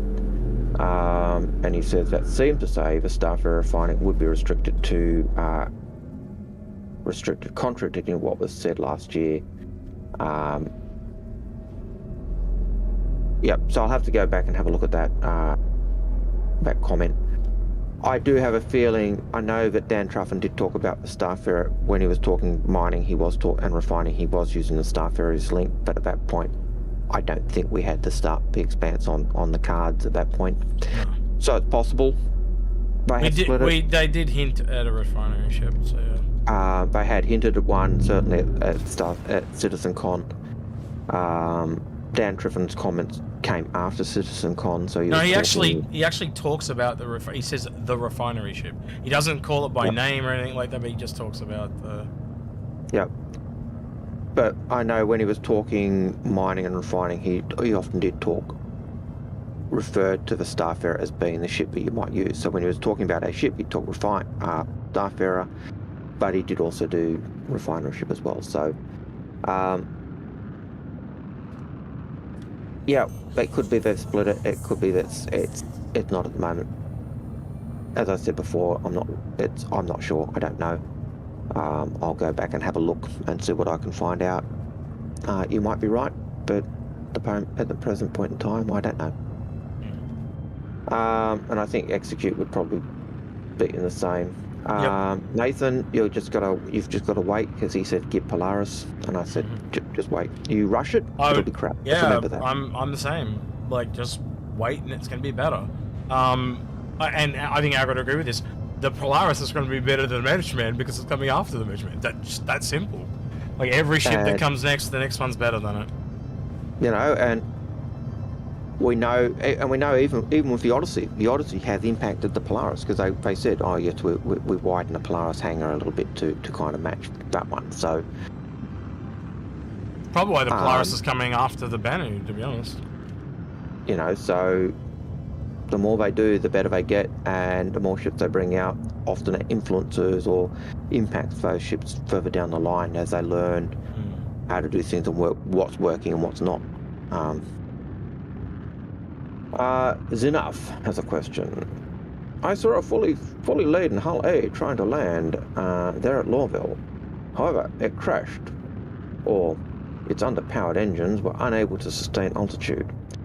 Have you experienced this as well? At the moment, we haven't. So I've actually found that you kind of have to level out in it to guide it properly. So if you're using the back thruster at all, it seems to cut the bottom thrusters, but you want to have the bottom thrusters firing so it can slow it down. Yeah, and I have had, like, I was in a ship with a guy yesterday and he crashed it, same thing, like it just falls like a brick. Henkin had the same problem. It just, whoa, this thing's like falling, and you've got to kind of like boost it to keep it up. So it almost looks like, I don't know if you can see it flying now, I had that set up flat and it's rotated itself. Yeah. And put itself slightly off angle.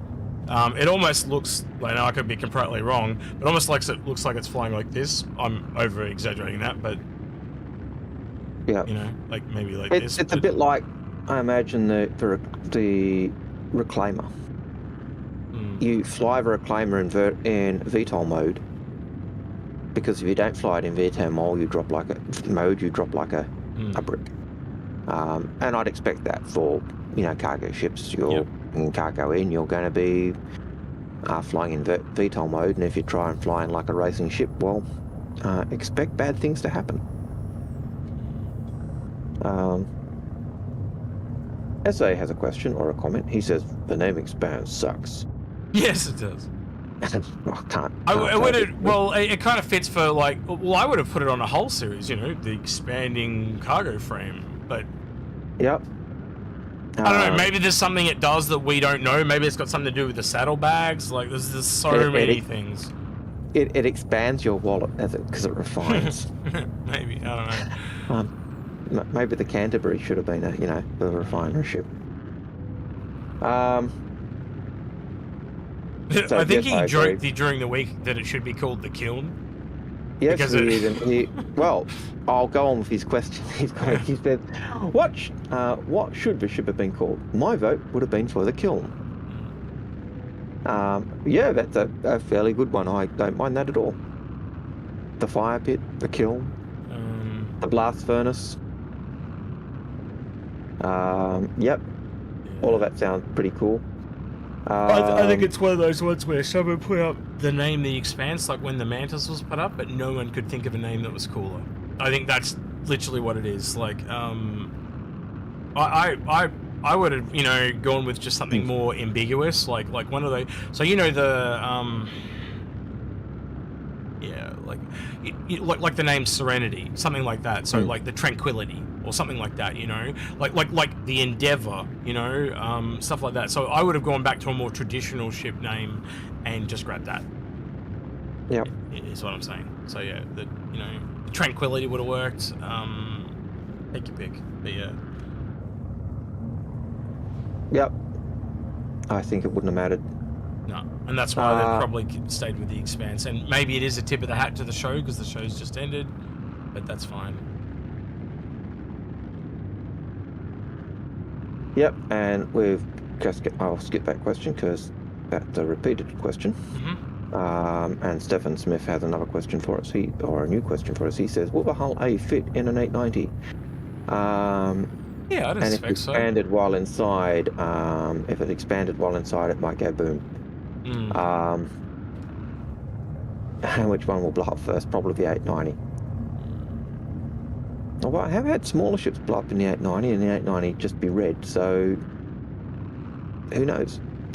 I have to literally turn around and look back at your baggage to see how far I've travelled, because I'm just expecting I look down and I'm going to see like rivers and shit. Yeah. It'd be cool if you could. Well, I'm kind of scared because I kind of look out there and all I see is snow, so I don't even think we're halfway. It kind of worries me. But, yeah. Oh, you know, it is a nice world, so you kind of expect that type of stuff. PTU is a little buggy. Trent just asked, how's the PTU doing? Yeah, it's a little buggy, man. Algared can't get in. So. I couldn't get in. So I spent from 5 o'clock to about 8 o'clock intermittently trying to get it to actually update, and it just refused to update. It'd go through the process and then just shut down. I finally got to update, and when I loaded in, it just gave me the star background. Now Execute had that when he was loading in, and clicked over to the bedroom. I was unlucky. I couldn't do that, which is why I'm not in game. Hey, Algared, I can see stuff coming up. Look, we might be in close. Hopefully. Yes, I can see kind of possibly looks like green fields. Yeah. Or so that'll be interesting. Give us something to talk about. Next question. Jonathan Brigand asked the question: Has CR moved to UK yet? My understanding is he moved ages ago. And Disco is packing up to go do stuff over there with them. So I think that just gives you an indication. But I do know that Sandy and the kids were intending to. Certainly, they were planning to go last year. With Chris, Sandy, and the family moving up last year, COVID hit. Since then, I do know that Sky is being contracted again for Doom Patrol, and so that'll have an impact on whether the family all moves to UK or not. I do understand that Chris is there. So that's about all I can tell you. Chris is there. The family's still in America, and Sky is doing Doom Patrol number 3 or 2 or whatever season they're up to. So, Nice. So if you're a Doom Patrol fan, you know there's another season coming. There you go. Sangro Bar question: thoughts on when will 317 go live? It's like. And I'm thinking at least another week of PTU. My answer to that is a Gandalf answer. A wizard is never late. A wizard arrives exactly when he intends, and that's when this will be ready. It'll be ready when it's ready. I will say between the kind of last patch and this patch, there's been a whole bunch of stability improvements. It is actually running really well. One of the things a lot of people don't realize is a lot of time it runs better on PTU than it does in live when it finally releases. Oh yeah. Because I think they have more bandwidth on the servers or whatever. They don't run live with as much bandwidth as they should because they kind of don't give a shit about it. But because it's a testing environment, they kind of crank up the bandwidth and it just can run really, really well sometimes, like just before it comes out. And then live comes out and it's like, oh, now it runs like shit. It's like, oh, for fuck's sake, I don't want to play anymore. So I often play PTU because the best experience is right in that niche before it comes out. I'm not even sure it's a matter of cranking up the PTU, and I just think when it goes into PTU, even though it's still 50 people per server, it's still using that combined server type, aspect at times, and so I just think it suffers from that aspect. But it can be running perfectly in PTU, and it goes to live, and you're going, why isn't it working anymore? And I think it's the nature of game development. If you've got a small testing job, QA testers test it's working great. They put it to Evocati, it breaks. They get it working for Evocati. They put it to PTU, it breaks. They get it working again, get it to live, and then got the same problem. And it's just as you're expanding the gameplay and the people doing stuff, and the more junk that's dropped down and left by people, the more it causes the game to lag and have issues. So. What's the key for decoupled again? Do you remember? Decoupled, Alt C, is it? I think it's Alt C. Yeah. Just want to kind of look back and... Hey, what the fuck? Get around. It's fighting me. It's actually fighting me. Wow, okay. Ugh. How far are we from New Babbage? Oh, come on. Nose up. Come on. It's actually fighting me. It's crazy. 340, so I've got 110 Ks to go. All right. Back to where we were. At least you're flying high enough to realign yourself if you totally screw it. It's like 105. 105. That's 205. Yeah, 205. Yeah, 205 is what I'm after. Sorry. Just checking you had it right. Yeah, it's just my bipolar, man. You know me. All right, there we go. Back to decoupled. We've really slowed down though. Yep. But everything is, other than the speed, we're fine. Now, believe it or not, 1 hour and 44 minutes in, we've used up all our questions. Yeah, so, yep. as usual, guys, if we don't have questions, we're going to wrap it up. But I'll give you another 5 minutes. I do want to try and find this river, though, but that looks like it's at least... We'll stay on and watch the river. Yeah, we'll just log off. We'll hang up on you guys. We'll just hang up on you guys. So yeah, more questions or anything you want to know. It doesn't have to be on the Expanse. It doesn't have to be on the whole sea. We generalized questions. Just, yeah, go nuts. But, yeah, as I said, this episode is kind of a trail, though, because it's the first one we've done without an ISC.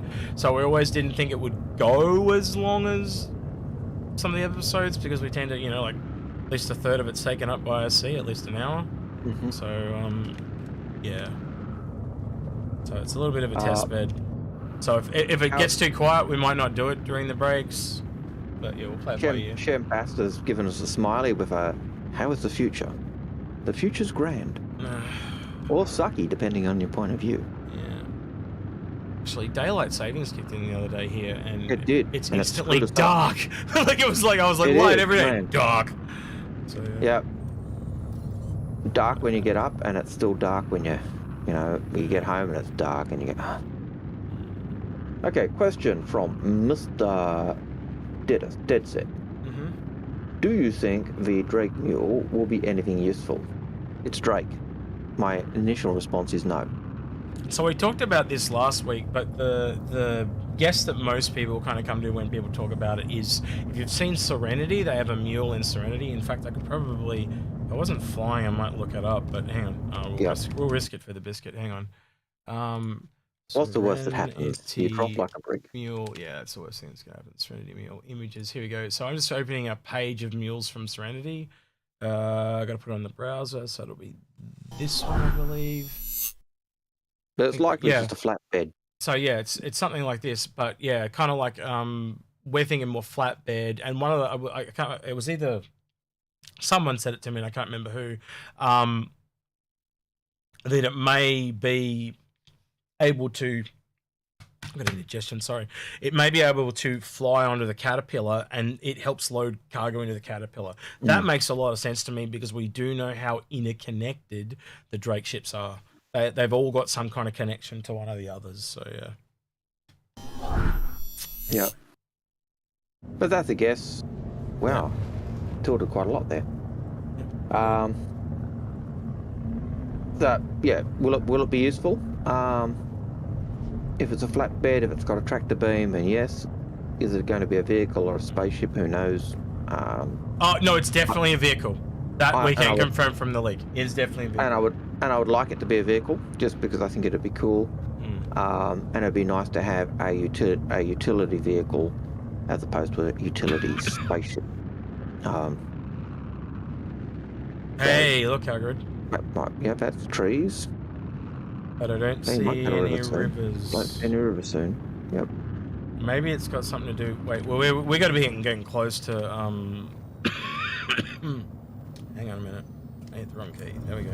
Right, so I'm going to cut engines. I'm going to. He's going to drop like a rock. Okay.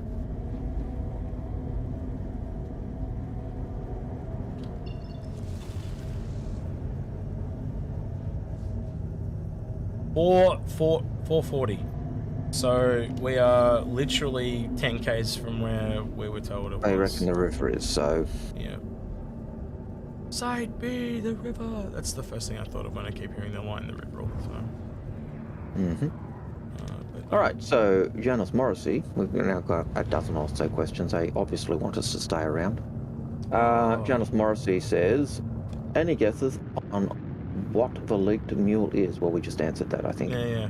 I do want to point out, after we logged off for last week, Algared, I think you and I stayed around for an hour afterwards talking, didn't we? So, like, if you guys nick off, doesn't mean we turn off. We just do our own thing. Yep. So, yeah. Surely it's got to be here, Algared, down here. What do you reckon?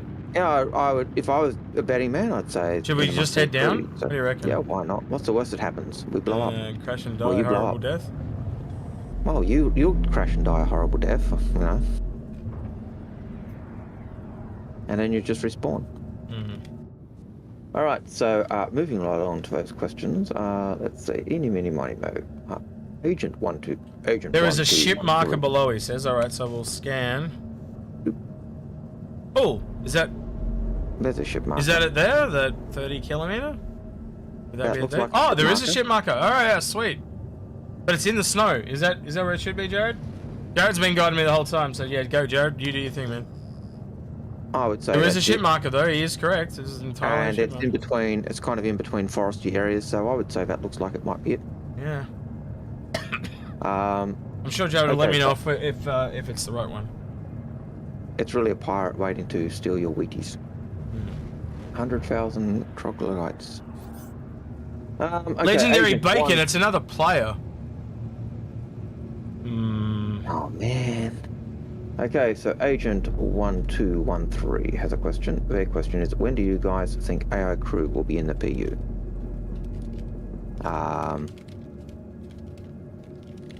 Well, there was a ship marker down there. I can see a river on water, I think, to the left there.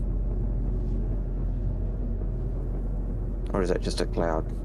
No, I think it might just be a cloud. But that guy's definitely going up. He's... Yep, Let's see who he is. Yeah. Legendary Bacon. That's who he is. Yeah, he's Legendary Bacon, but what I'm trying to see is target status. He's an Origin 6... Oh, he doesn't have any taste, but okay. Well, that's a matter of opinion. Might be think that's because it still isn't wrong, me. but, Those look like clouds to me, yeah. Jared, it's one of the Liquid. Is one Yeah. of Liquid's buddies. Legendary Bacon. Yeah, so I don't know. I don't see any rivers. Like, I just see snow and trees. And gunk and I feel stuff, like so- we're lost, but like, why was there a random person all the way out here? Is there something here that I've... Is there a warp thing here that I was really close to? There's that box again. So that's only that's 1,000 k's. That's 1,000. So, Yeah. nope, they're all on the other side. So there's nothing kind of here. But I'm when like- you go back to your right, every so often you get that box thing, the silver, the white box. Oh, I see what you're saying. So what's that? That blue thing there, is that the ship? There's another ship.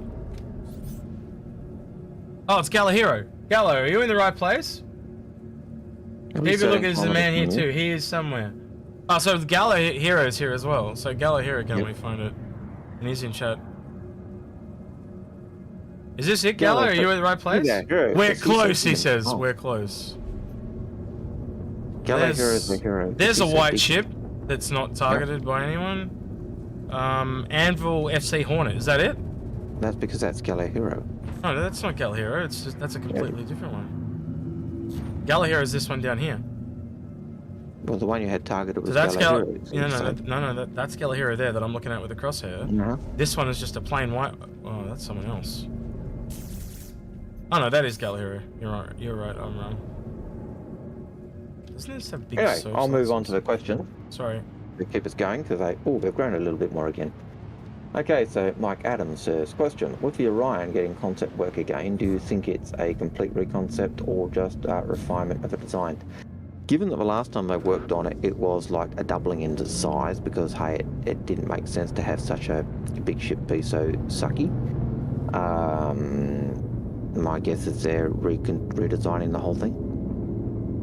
What ship's this? Sorry. Because the Orion. So the only concept Yeah, the work of Orion, what, Orion 4 years is ago? based on, yeah, and the only Yeah. stuff we saw on it was like when it was small. So we don't know what it's got in it now. We don't know what everything is. So we know that it grew in size. We know they doubled it because they needed to make it cool and big.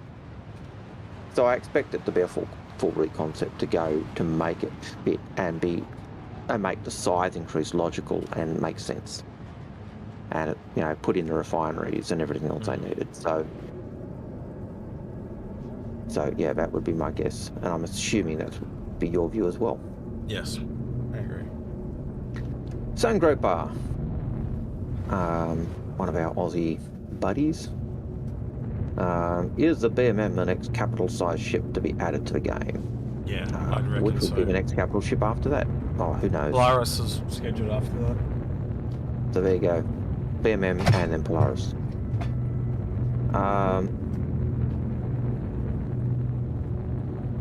Okay, Zenith says, I own a Constellation Taurus. Well, I pity you. How do you feel about it as a single pilot cargo ship? Well, you can fly it as a single pilot cargo ship. I don't think you'll get the best out of it because it is primarily a multi-crew ship, just like the regular Connies. But you can use it as a single pilot cargo ship, just like you can use a Star Runner. But you won't have access. The turrets won't work. What do you think, X? Hang on, I just had an issue. I literally just had something knock my buds off my buds, and then the buds landed in my garbage bin, and then I had liquid all over my bud. I had to get it off. So I might have. And your ship is turning upside down. Yep, I'm trying to fix all of these things at once. All right. But, All right. We're good. So the question in up for discussion is the Constellation Taurus a good single pilot cargo ship? I think what you're gaining with the Taurus is the smuggling part, but I think what you're giving up is the smallness of the Max. So I think if you're like a dedicated smuggling person, the Taurus, or into smuggling, the Taurus. But if you're just after cargo, I think the Freelance is the better one. I don't know. What's your thoughts there? I know I missed it. You probably already answered, but. Well, I just said, it's generally a multi-crew cargo ship, so you can do it by itself, but you're missing out the advantages of the fact that it is a multi-crew cargo ship. I think with the Freelancer Max, I expect, based on what they used to say about the Max when they brought out the RAM type video for it, that the Xeon tech will actually help.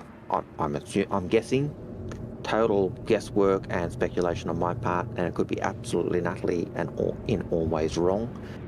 My thought is that maybe that Xeon tech will actually help with things like scanning and protect scanning, because it gave the impression when the ad when the cutlasses came alongside to scan it, they really couldn't scan it because part of it was unscannable. Wait, is that water there, or am I seeing things? That looks like it could be water. No, yes, it's it snow. could be water in the galley, or is it snow? It's snow.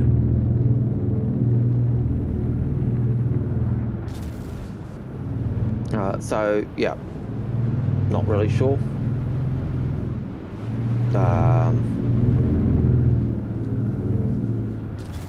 But yeah, I think a Taurus is a good single person cargo ship, but you're not getting, any ship that's multi-crew, you'll get more out of it if you've got multi-crew. Just because that's what they can do. And you think about the Taurus, you're flying the Taurus, you're holding it in position, you've got a second pilot, they can use that tractor beam to actually suck more cargo in or take cargo out. So, bit like the mole. You can use a mole solo, but you get more benefit out of it with our crew.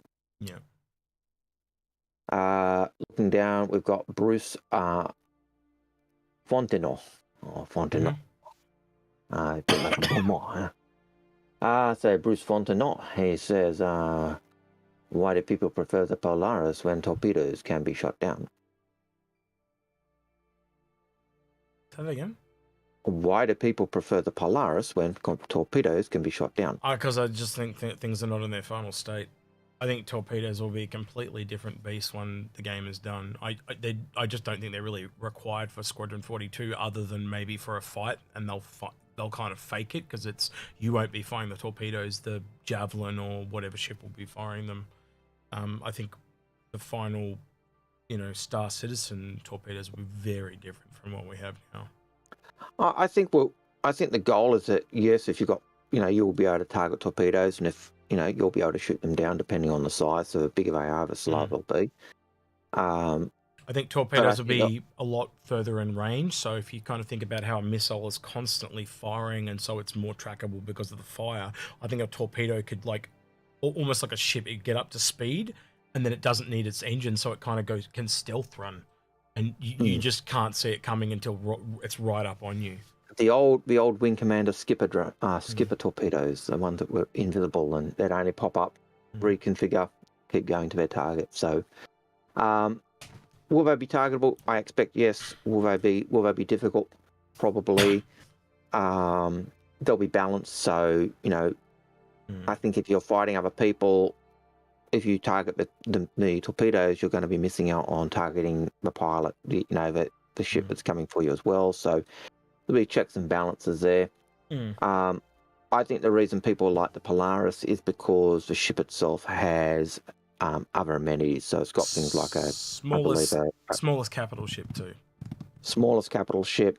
It's and got combat capital as well. I think smallest capital combat ship, but it's got things like amenities. So I think it's got a first aid room. I think it's got a brig. I think it's got the hangar. It's got the hangar, which we know is the same size now as the Odyssey. It's got a pool room. Kind of rotate the fighters through it and stuff like that as well. It's got a pool room for entertainment, so or a room at least for entertainment. So it's got that idea of being a complete ship. Whereas some ships you go, it's not quite there. So I think that's partly why it's not necessarily it's just got torpedoes. It's the fact that it's there. And torpedoes, you don't necessarily have to fire your torpedoes to actually project the force. It's the fact that torpedoes are there. They're a deterrent. They're a deterrent. So I think that comes into it as well. Yes. I've got something I want to show off, and the main reason I want to show it off is I just know how much it's going to piss SA off. So that's the whole reason I want to show this. But I got this in the mail yesterday. Is that your Lego version? Yeah, it's a Lego DeLorean. Yeah, I think that's pretty cool. A limited edition. It sold out. It sold out in Australia in less than 24 hours. And I was there with bells on. So yeah, I got that, and I'm just really keen to build it. And we know that SA loves Back it's his favorite movie. If you ever ask SA his favorite movie, he will not tell you it's Back to the Future. He hates it, but it's one of my favorite. I think we need a poll now. Yeah, I don't know how to do it. Favorite music. Yeah. Should SA's favorite movie be Back to the Future? And 1 for yes, 2 for yes, and 3 for yes. They're your only options. And we'll let SA know what the community thinks should be his favorite movie. Yeah, my camera's frozen. It has frozen. It's nice to see you're having that problem today rather than me. Because I usually am the one who has the camera freeze. I think it's the problem with the PTU. The PTU and the Sparko problem I was having before. It's nice to know that I'm not the one having the freeze. So it's it's probably this. Hang on. Because I've got it set in here. So if I just turn it off and go, there's no option for none. That's a problem that sucks. I'll set it to cam link. Okay, we shouldn't have said give us more questions or we'll leave, because now I've got to scroll back up to find the question we're up to. Better that's than right. None. Okay, so Okie McSmokey says, have you guys checked out the new clouds in Hurston and around Lawville? And if so, what do you guys think? I love them. Yeah, I think the only thing they got to get rid of that is that dottiness at a distance. If they can get rid of that dottiness, they're on an absolute winner, and that'll come in time. They will. Yeah. And I was surprised when I was watching the Crux Cup at Orison. I didn't turn my cloud tech off, but a lot of the racers did.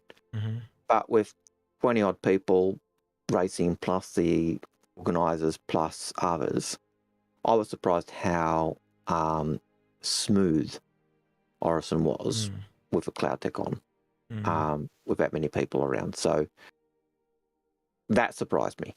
And that's something we'll see coming forward as well. So not only is the cloud tech good, but they're also getting it dialed in so it's not causing as much lag. So that was my perspective or my viewpoint on that. So that was good. Galahero, if you find the river, let me know. I'm going to just have a bit of a break because I've been flying for a little while. So I just want a bit of a break. Let me know if you find it. So moving right along, we've got back to David Miro de Juan. First of all, thank you for answering my previous 2 questions. That's okay. That's what we like to do. Yeah. And don't worry, You have to pronounce my Spanish name better than others. Don't worry, you have pronounced my Spanish name better than others. Well, thank you. That was just a comment, not a question. Now his question is, how do you think it will be in the future of Star Citizen in terms of having bases on planets? Do you think we'll be able to build villages with walls, turret defenses, etc.? Yes. Yes. 100%. In fact, the what's it called? The building ship. You know, the outposts that they kind of showed off at Yep. last year. I think that is just like, I think the way AI, like the systems they're using to place it out, I almost suspect that we can use those buildings too. Like, it's not a Yep. hop, scope, and a jump. They might be a part of the same system, or they'll have a stylized system that is just for us. So, you know, Yep. like ours won't be as stylized and won't have the same as detailed interiors, but we'll be, you know, kind of like you've seen in other MMOs where they have nodes and you go, right, I can put a cow head up there and I can put a mat over here and Yep. stuff like that. Yeah, I hope we're not just stuck to building square structures like we see in Stanton with the Pioneer. I hope with different patterns we can build. And I kind of hope that if we build it, they will come. Like the NPCs will actually come. You know, if there's extra housing, the NPCs will come and live there and work and build. You know, and Well, with we Quanta, pay them money, they'll be able to. Yeah. with and Quanta, we'll you would pay- hope that that's how it works. Like when someone find a new mining vein, they all turned up. So if you have a really good shop there, that you would hope that maybe NPCs start building around you and you can form your own town. I'd love that to be a thing.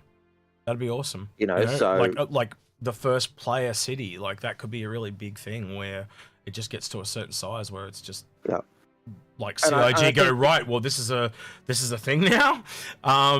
You know, maybe they put in some custom buildings to say, right, so this area's got so big and popular now that we're going to put in like some bespoke architecture, you know, and they because it's, you know, they pay off the people of the houses they destroy or whatever and in replicant sense, but then, you know, and offer them a spot in the building and stuff like that. I could see, just like a council does in real life. Like, so if a council wants to build a highway, they will buy out, like, they don't give them a choice. It's like, we're buying your house, we're going to do it above market value, but we're buying your house and we're going to knock it down and we're going to build a highway. That's just what they do. So I could see CIG doing the same thing, where they knock down the houses, turn it into a really big high skyscraper in the middle of the city, and offer them a room. They get first pick of the room in the building, and then, you know, they put shops in there and a whole bunch of stuff.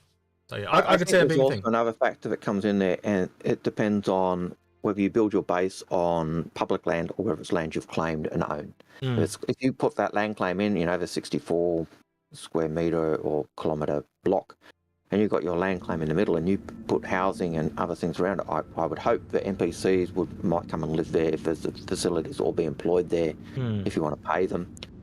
If you're just on public domain land and you're kind of squatting, then I expect you might find it a bit like Execute says, or someone will come along and claim that land, and then all manner of horrible things could happen. You might be squatting on land, someone claims the land, and then you're being treated like the original settlers on Stanton. So, but you can think of all the little story intricacies and stuff there that they could do too. There's quite a lot to play with there. You go through. There's so much scope for that, and I think that would go back to those people who like pew pew. Will they get bored? That type of thing says, if you can do that, you've got the Wild West. You know, you've got places like the Wild West. You've got places that I could see so much scope for a whole settlement thing. So. I just want to respond to Apple Crow in chat. Yeah, I really was looking at getting that too. The other one I'm looking at is the Batman Tumbler. But yeah. All right. Sorry. Anyway, we can talk later, Apple Crow. We'll talk Lego later. It's fine. Lego is a little passion of mine. I have a lot of little things. Anyway. Yep. And yes, they did talk, even with the Pioneer, right at the beginning, they did talk about being able to put turret defenses in. So yes. And we've seen those turret defenses in that demo from the end of last year. Like you walk right past it, a turret, and that kicked a whole discussion off. We actually recorded an episode, but the audio was really bad with some of the military guys. We do intend to get back to it, but it's really hard to line 4 of those guys up at the same time. Yep. But what we're suspecting is eventually you know how you can kind of set one up and like connect it to a generator or a power supply of some description, but you might also be able to just take them and put them on the back of trucks, like the Ballista and the Spartan. The way they work is you literally just take the Ballista one off, and you can have that on the ground, and it works on a defense platform, and it can fire at a base, or you can put, you know, a J-Wiz or whatever. Think of all the different military defense turrets you can have. So, you know, maybe there's a shield one that generates a shield. Maybe there's one that does anti-air, the Ballista, obviously. And you can go through a whole bunch. You could have a mortar one. Like, you pick, they'll probably do it. And making it universal, as we often see, they try to do things modularly. So if you're having it so it can go on the back of a truck, but it also can go around a base, that's two birds, one stone. We know that they do that a lot, so...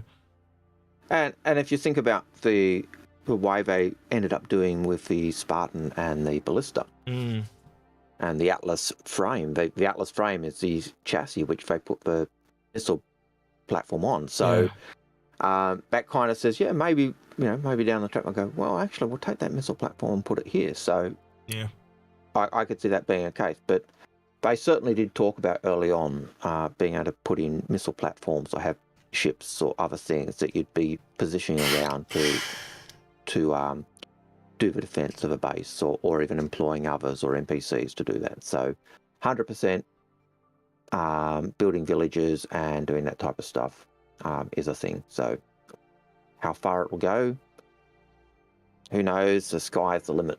Knowing CIG, they'd like to get to that point where you've got cities and things being built. The you build it, they will come type idea. Agreed. Win Kai has a question. If a Corsair does end up being hype, what is a good Did you say alternative? Corsair? If a Corsair does end up being hype, what is a good alternative? Constellation, the Mercury Star, Constellation, any of those other ships. Any ships around in that general ships around that size, yeah. Look. The Corsair for me and Algared, I don't want to talk about this because we talk about it every time the Corsair comes up, but it comes down to those turrets. If those turrets can't shoot forward, it really stuffs the ship around. I think we'll leave it at that. Without going, I don't want to go into detail, but you can if you want. Yep. I always, for you, it's mainly the touch. For me, it's the fact that in the design documents, it flies worse than a Constellation. But it's got its biggest positive, I think we would say, and you'd agree with this, is the interior. Yeah. Interior. Yeah. Yeah. It to me, that's a complete opposite of what you expect of Drake, and the interior of Connie is complete opposite of what you'd expect for everyone else. It kind of almost feels flipped, doesn't it? But yeah, I would say, yeah, I can't see the Corsair being hype. So sorry, that's just my. I just read something from Apple Crow. Yep. I'm just going to talk to him. I'm just going to type directly. Yep. So Shimpasta has, will manufacturers like Origin end up will manufacturers like Origin get into cargo running or mining? Well, they kind of do with the 100 series and the 300 series. They're kind of cargo, what they do. The 890 does have cargo, the 600 does have an ability to cargo, but I don't think it's really what their goal is, and I don't think that's what Origin try to do. They're high-end company ships. Now, do we see high-end companies have transport vehicles? Yeah. Will they do it? Maybe. A good question. Don't know. What are we up to in questions? What's the next one? Next one is Giannis Morrissey. 2 points. One, how likely are we expecting Pyro to end up this year? So, how likely are we expecting Pyro by the end of this year? So I think they've, like, from what I gathered in the very first couple of episodes, you correct me if I think I'm wrong here, Algared, but I think they were kind of alluding to that, but then they're like dialing it back, trying to play it safe, because like they want to get to there, but they're not sure if they'll get there. That's what I took out of it. So yeah, fingers crossed, but worst case scenario, first or second quarter next year. Yeah, my impression was their goal was to get it this year. And that's the nature of development. They say, this is our best guess. This is where we want to go. Yep. And as the year goes on, you start to realise that's not going to work. That's not going to work. Okay, where are we going to go? Are we still going to be able to do? It's the nature of development. So they're starting to dial. They still hope they get there, but they're dialing back, and just I think getting people to temper their expectations. And then if it comes, great, awesome. If it doesn't come, it's not the end of the world. Yeah. And second question is, They're increasing med bays. they went on and said they posted that this is going to happen on the monthly report, so they'll let us know when it's happening and they'll keep us updated.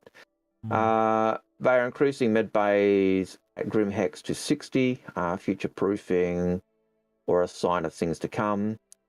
More than 50 player cap soon. I think that's to go in line with server meshing. Yep. You know, only having 2 systems. So yes, it is a test bed for more server meshing. I 100% agree. Long term will Grimhex need that many? No. Like if you've got like 100 systems, not everyone's going to be in Grimhex. But yeah, they know more than us in this point. But yeah, I think things like that are definitely a tip of the hat to that. And I wouldn't be surprised to see everywhere have like 60, person have 60 beds, such and such have 60 beds, just to really pad it out and make it, who knows. Yeah. We're up to Bruce Fortinet. Yep. Fortinet, by the way. See what you're saying. Can I read some of them? So I'm going to say, is the Inforunners just for content creators or can anyone join your org? Well, at the moment, we don't have an org, but we are in talks with, like, I've talked with Space Tomato a little bit.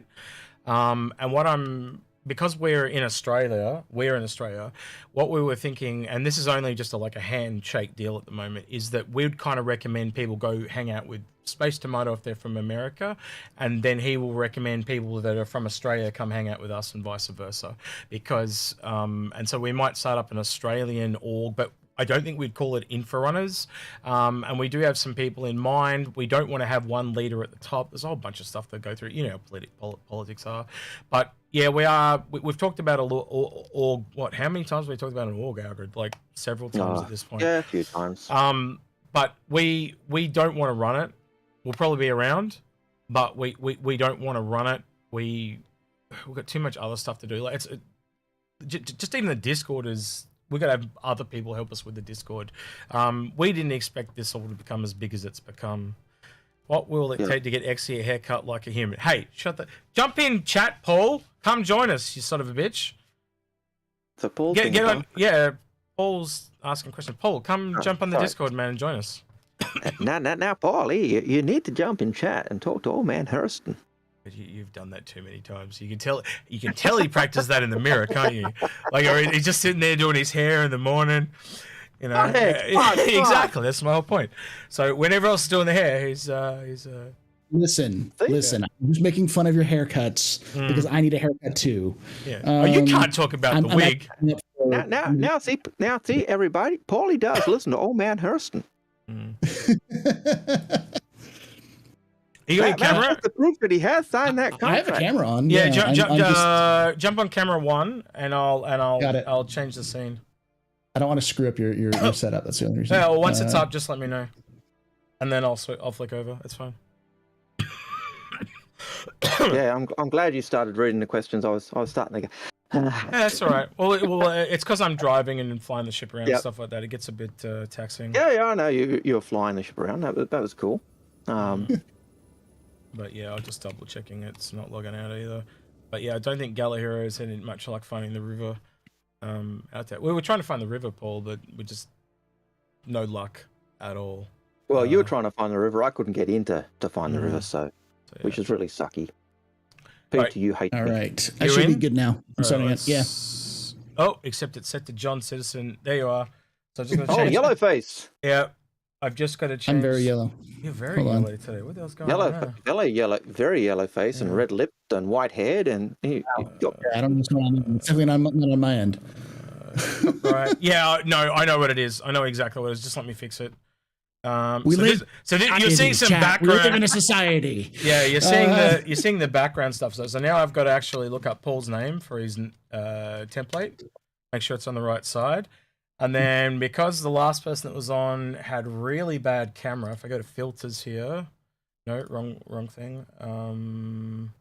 This one, filters, and I turn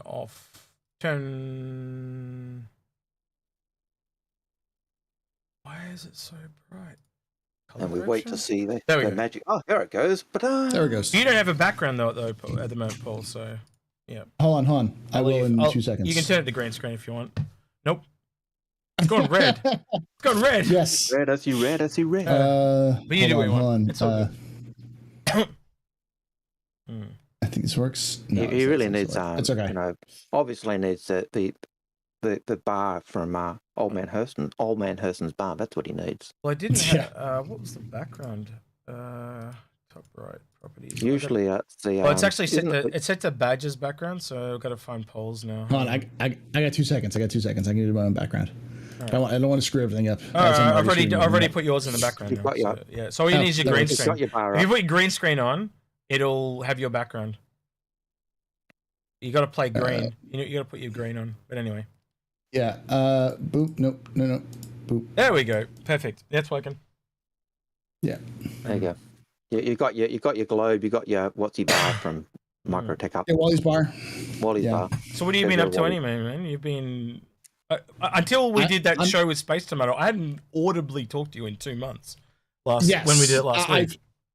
I honestly March was like a month I did not do a lot. You can ask anybody. Like I spent like 2 weeks just not doing anything because of family stuff and such. So, well, strike it.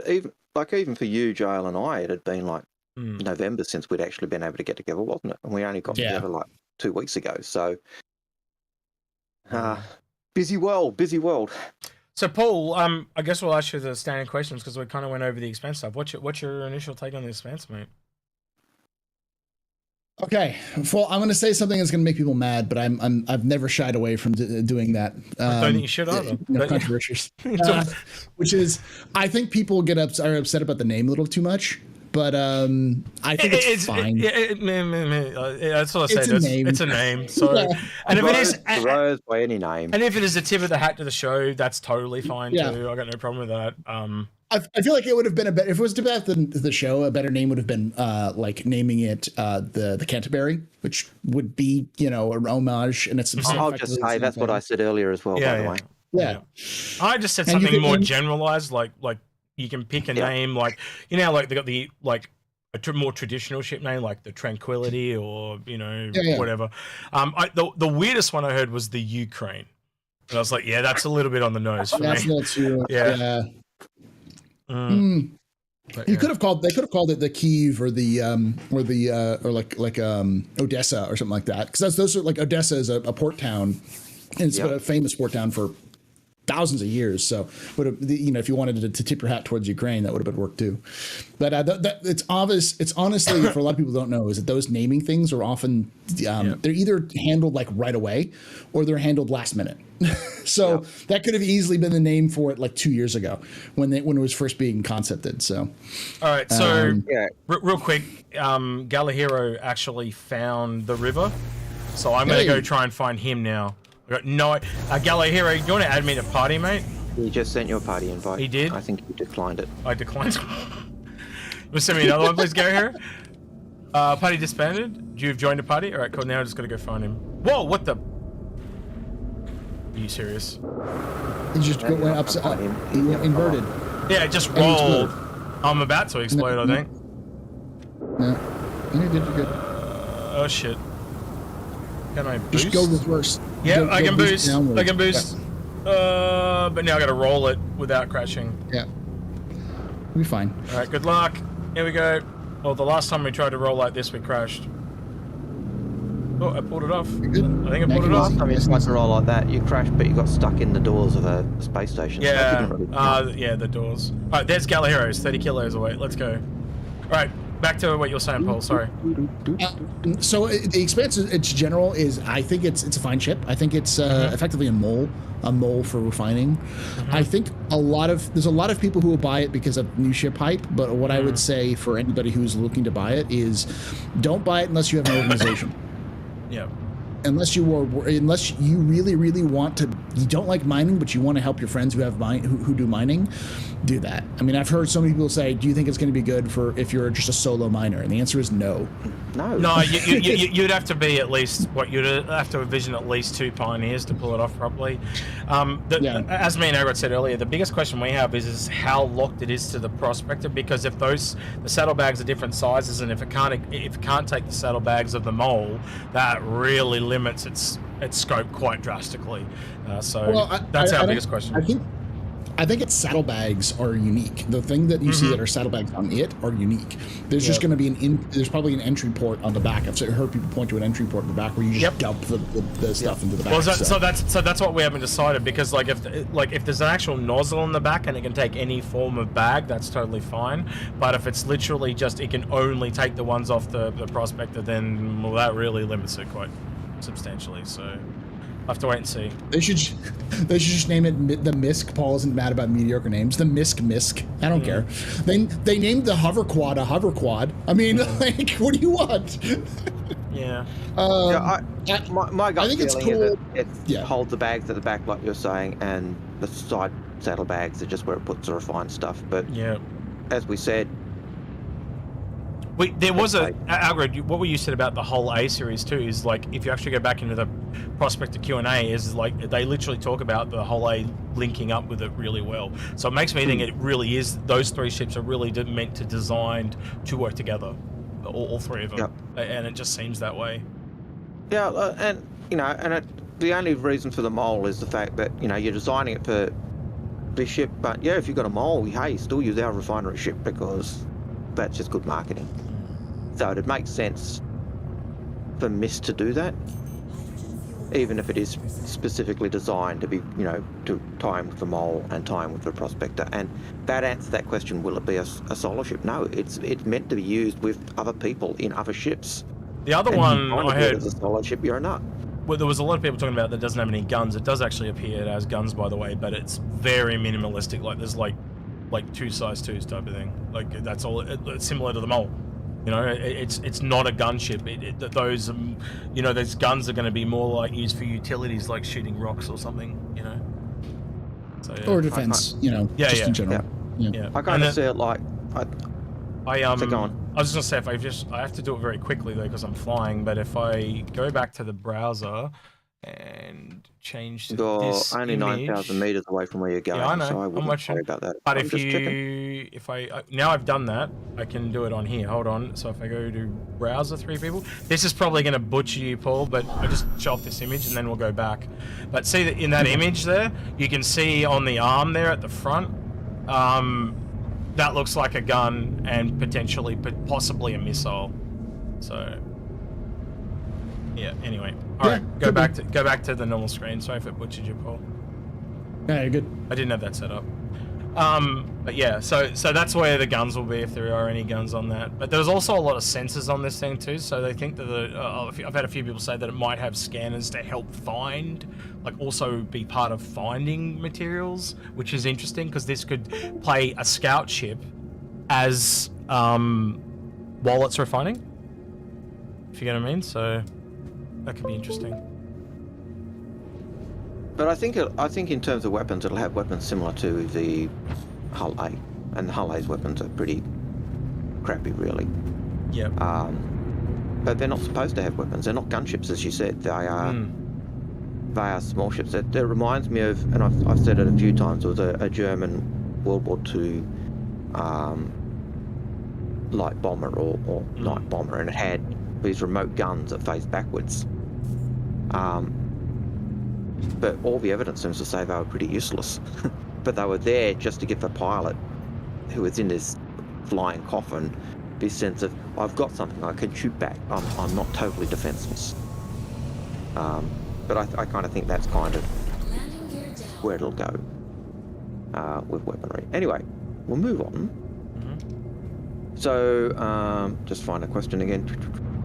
Trent Morrissey's second question was, what are your thoughts on 2 shields having 2 faces?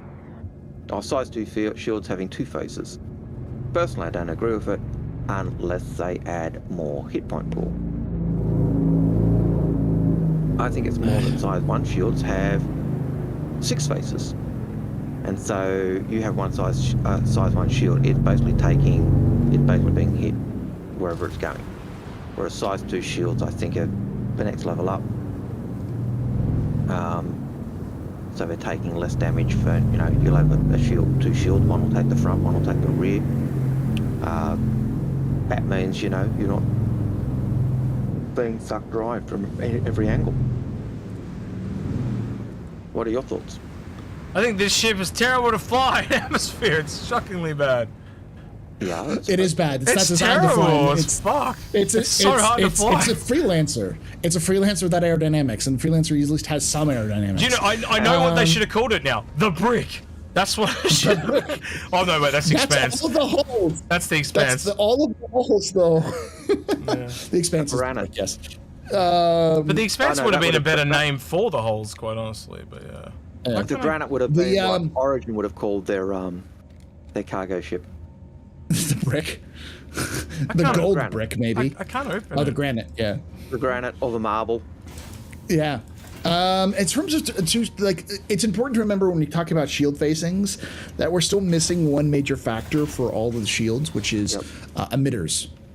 Yeah. Oh, that's true. They're gonna add emitters in the near future, and when they add the emitters, those are gonna matter in terms of the facings. Right now, that's just kind of a temporary solution to the overall problem. Galahero, can you open? Sorry, Galahero, can you open the door if you can, man? Because I can't open the door. It won't let me open it. Don't tell me I've got all the way here and the door's damaged. They can't see your stream, by the way. Execute. Oh no, they can't. That's fine. Okay. Look, there we go. I have to turn it on for 3 people though. I don't have it. He can't open it. Damn it. Where's Paul? Paul's on camera 1. I've got to one. Hang on. I've got to add camera 1. So I'm gonna go back here. I gotta grab camera 1. Where is Paul? Paul is this one. You can open up all the doors if you go into the pilot seat. Ah, that's a good idea. Yeah, we'll do that. Yep, and then open all doors. 2 people start system. What if I just go to 3 people? Hold on. 3 people. But even with the emitters, Paul, I still think the idea will be that those size 2 shields doing 2 faces, that shield will be linked to certain emitters, whereas I say a size 1 shield for a fighter is kind of linked to all the emitters that cover around the ship. It's just a bubble as opposed to anything. Yeah. So it's a bubble versus the facings, and I think the important thing to remember is just like the emitters are designed. The emitters are the next step. So all of the generators are designed with the emitters in mind. That's why it makes sense for size 2 shields to have 2. It would make sense for size 3 shields to have 3 and 4, and so on and so forth. So you can have like the sizes are the number of effectively sections of a shield that they can protect, which makes sense. Do you know where the and then if switch is to open all? No, there should be. Look around. They should be labeled. Disable coupled flight. Might have the key behind it. It should say like lock unlock or open all. Yep. Yeah, normally it says I would have thought it was on the other side, but over here, you reckon? I thought it would be 2, but I had a look and I couldn't. There's navigation, shields, engines, power, weapons, overclock, right down the alarm. bottom. There is a. You can set a toggle for it too. Oh really? Yeah. Some of them have it already labeled. I figured since this is a newer one, probably have it labeled, but Look like more buttons on the side there. To the left. To the left. To the left? everything you own in the right. box to the left. Ping, Nope. scan, exit, sense, hail, PT, succumb. Maybe it doesn't have an open door button because it's only got the one door. Now think about it. Maybe. It doesn't need it. Just go into your settings and then just you had to do a quick hotkey setting. I'm wondering if it's damaged when I flip the thing upside down because look, I just can't access it anymore. It's definitely damaged, but you can do it sometimes when you do it remotely like that. All right, so you want to set a key? Where do I go? Oh, you go into hit escape, then Keybinds? go to Advanced controls? keybinds. Yep. Yes, and then go to Vehicles. vehicle. Yeah, usually vehicles or something like that is usually under that. Missile shields, power. ground vehicles general? No, it'll be ships, wouldn't it? No, not. It'd be ships. It'll be vehicles or ships. Vehicle view, vehicle cockpit, vehicle seats and operator modes. Probably cockpit. Cockpit, roger. Self-destruct, increase cooler rate, flight systems. Open All all doors. doors. There we go. All right, we'll just set it to... shit, what's a free key? I know F3 is something set to my flight movement request landing, so I'll just do that for now. And if I get back in, maybe it'll... And now if you press F3, hopefully it will.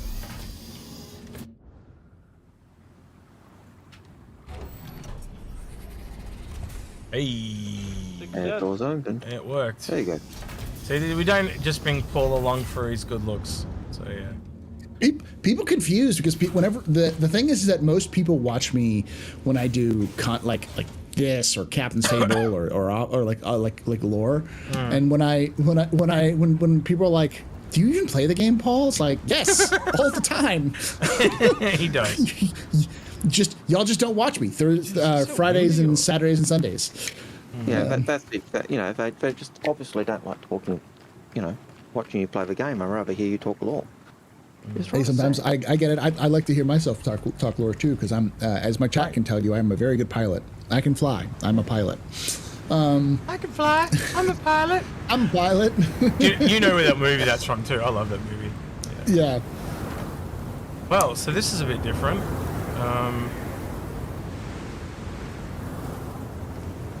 It's not okay. You killed yourself because you can't go into water yet. Are you serious? Well, clearly. No, I think he's blowing me over. He's blowing me over with the thrusters. That's good then. Evil person. All right. So, can the Starfarer refuel itself? And this is a obvious question. You can transfer it from your refinery to your fuel tanks, but Yeah, but the fuel tanks are separate from your own ship's tanks. A Starfarer should be able to refuel another Starfarer, though. Yeah. I think eventually they'll make it so you can transfer it into your own fuel tanks. It'd be stupid not to do that. I did see Jake ask a question in your Discord. That was, can the Starfarer refuel a Starfarer's tanks, like the cargo tanks? So that would be an interesting one. I think whether you could, refuel the cargo of a Starfarer from another Starfarer. This is going to sound really silly, but I can't find the hole. I've lost the ship. Where did it go? Let's look through. There's another question. Don't tell me. here. Did it despawn? Yeah, it despawned. Fuck. All right, I'm gonna get in your ship. It wasn't my ship. It was someone else's, and he's obviously jump in, bro. he's obviously Alright, so- logged off the server. There's a question from S who asks, "What's the next ship after the Expanse?" Did you get to that one? Yep. No, but so we know Speculation. I believe. we got the two that I think are definitely coming at the Invictus is the Mule and the Star Bomber. The bomber. Yeah. The But bomber. the third one, Oh, when I heard of this, I thought, oh, maybe that's the third one. But yeah, I think it's totally open for something else now. And no, we hadn't got to that question. The question that we got before was what ship after the BMM, which was the Polaris. You'd kind of expect it to be military, though, wouldn't you, being an Invictus? For Invictus, you'd expect a military ship. Yeah, I would. That's why I wouldn't expect the Expanse to be sold at Invictus. I would expect the Expanse to be sold at 317 Live, and then I expect the Mule to be sold as a concept for Drake's Defense Con, and then Because it can carry everything. When you've I'm destroyed assuming- some bad guys, you need to take their loot away. well, yeah, that's the thing is that I'm thinking that the Mules probably is there's a project for many people who followed advanced warfighting technology where they've been trying that the militaries of the world have been trying to develop over the last 20 years. One of them was a DARPA project called the Mule. And the concept of the Mule was back in the early 20th century, many armies, including the U.S. military, would use actual living Mules. mules to transport cargo or equipment over rough areas, because they were even more reliable than vehicles, even up until the World War II even. So the idea was to build basically a robotic mule. Well, you didn't have to feed, but you could just charge.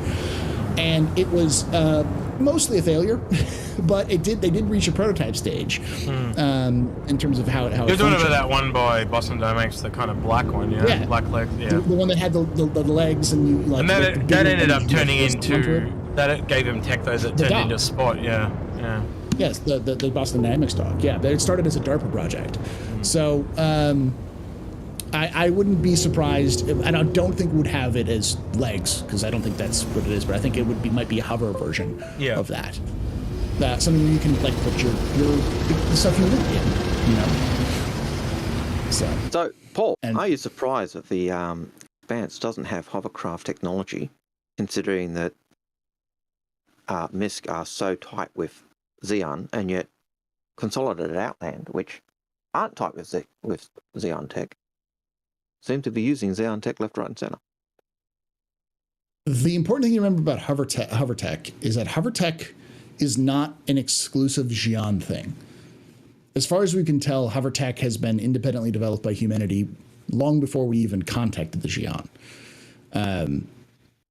The thing that makes the Xeon tech so good is that it's efficient and multi-directional. It's not that they have cool hover stairs. It's that their engines can also be maneuvering thrusters, which is means that they can stop and turn on a dime. That's what we see with the Cartwheel and the and those. The fact that the Cartwheel kind of has that rotating engine that can go in all these different directions. And the real reason why the Freelancer was originally considered to have Xeon tech was because the wings were supposed to hover, swivel. So when you go into hover, it would just swivel the engines back. The entire wings and the engines would swivel backwards. And the reason why they got rid of that is because they did something similar with the Cutlass, and it looked horrible. It didn't work well. So they just locked the engines for the Freelancer. It looked great in the video I did. Yes. So, yeah. All right. Hey, moving on to our questions. Yep. That was an extra one thrown in by me just for the sake of it. So, that's fine. Cascadian, I think we're up to. Yes, Cascadian says, when do you think drones will be in the PTU? When they're ready. The PTU. So this is one that actually came out last week too, because you look at salvage. And the opposite of that is obviously repair, so they've probably worked on them at the same time. But to get to the starter ship, so to go from the Vulture to the Vulcan, you need drones. So I would say sooner rather than later, unless you guys think any different. I have a theory. Mm-hmm. I have a theory, and it has to do with the lore post.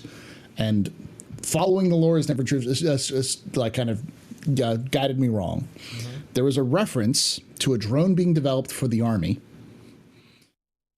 Using a technology that was similar to a technology that was developed that eventually was the thing that developed the Valkyrie, which is basically a big thinking computer that's not AI. It rides the line of AI, but it's not AI. As a result, it takes 3 years for it to kind of go through all these different processes. It's a very, very advanced algorithm system. Right. And with the argument that was being made in this lore post was that the Army used this system to develop new drones, and it used the structure of a bird to develop a drone for the Army. And because it was a weird post, because they had something similar with the Valkyrie, and they could have easily just said, hey, Anvil did something similar with the Valkyrie, but they didn't. They came up with a brand new piece of lore. And that's either a throwaway line, but I feel like it's not. I feel like that's something that they already talked about with some development team at some point, because the lore is at the very beginning of the very end of development of anything. So it felt vague enough that it could have been something that was at the beginning of development. And my thought is that we're not going to see drones on ships first. We're going to see drones as FPS equipment first. because that's easier for them to develop. And then they'll scale that up and have it, dock and undock using What the do you mean docking by systems. what do you mean by FPS equipment first? So you'll like see it fly out and you're controlling it in first person? Is that what you mean? Like it's like a piece of equipment that you carry into battle or carry with you, and you can like deploy it, and then you can control it from your character can control it. So you're thinking more along the lines of theaters of war. Yes. Okay. I think that's the testing ground for drones as well. Because I was thinking like if you kind of look at repair and the Vulcan, I'm like because the systems are similar, like give them a year to do drones and bang, there's the Vulcan, And we know they're trying to get more gameplay, and I don't know. That's a tough one. I think that's definitely going to happen, but I think that they'll start testing it with FPS stuff because it's more instant and easier for them to mess around with, because they also need more equipment. And then they'll just do what they did before, which is we've developed this tech, let's just scale it up and see if it works, and then fix it later. So I can't see why they wouldn't do it, because that's what COG like to do. So yeah, and it ties into that question: will the Pew Pew players get bored? You keep adding new toys for them, no, they won't get bored. Oh. All right, moving right along to our next question. Holy Cannoli says, do you think the larger player base is fatigued and is damaging to CSR Star Citizen?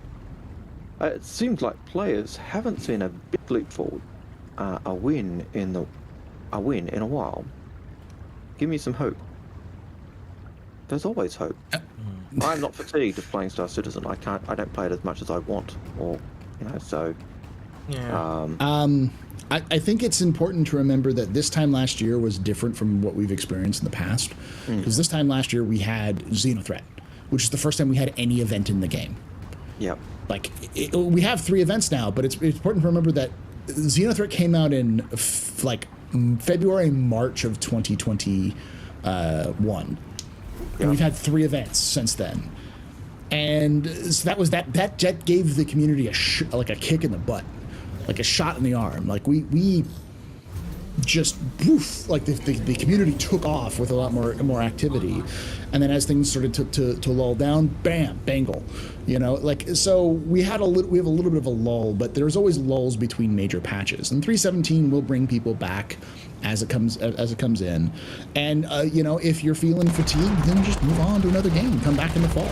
Star Citizen is always better in the fall and the winter, and then it usually kind of dips down a little bit in the spring, and then comes back up during the summer, and then ramps right back up to the fall. That's very hemispherist of you, Paul. I'm not a fan of hemispherists. I don't like any form of bigotry. What you don't call it the same down there? No, what's the opposite? The same? So what we say now is when they say, so we'll say things like northern winter or northern summer, is what we say. So yeah. So I will say the fourth quarter, third quarter, that's the much better way is usually the better one. Yeah. First quarter is always bad for Star Citizen. Yeah. It's always coming off of the good stuff of the last year, and then there's always that month of just them planning, and then after that month of them planning, it takes a while from them to get stuff. And you always find they'll do a big patch, and then the next patch always seems to be empty in comparison, because it's kind of big patch, fix up all the other stuff, add quality of life, then big patch, fix everything up, quality of life. And it just seems to be part of the cycle they do. But in terms of the large community being fatigued, I think just like everything, people will go through stages. It's always that time of year though too. It's always that Christmas break type thing, because they just take 3 months off, Mm-hmm. Well, and I also say that the larger community isn't necessarily fatigued. It's just that there are certain communities that do get fatigued. It's important to remember that Star Citizen is a very big community. It's easy to kind of locked in and saying, oh, Reddit or Spectrum is the community. And I'm going to tell you the fact, I barely ever go to either of those sites. Yeah. Very rarely do I ever go to those sites.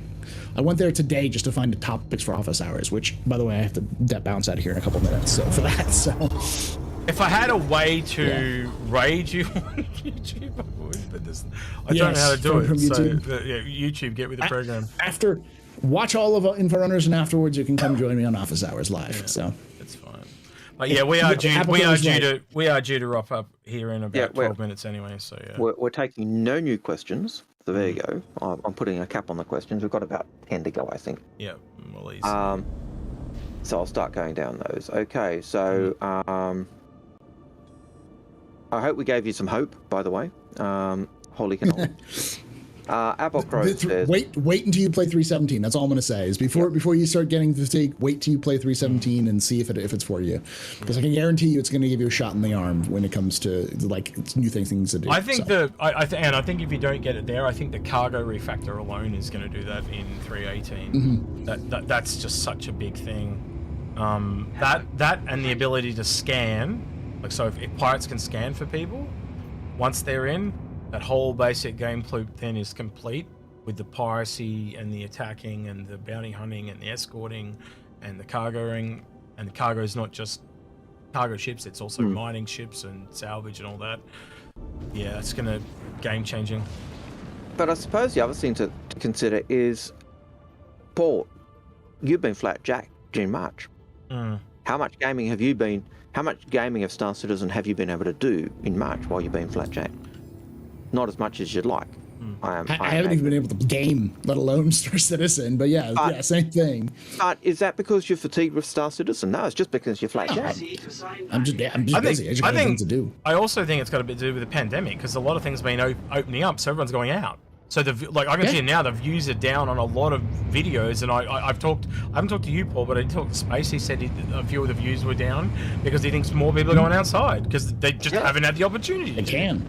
Yeah. You know, and I haven't played as much Star Citizen, this term as I'd like, and it's not that I'm fatigued of Star Citizen.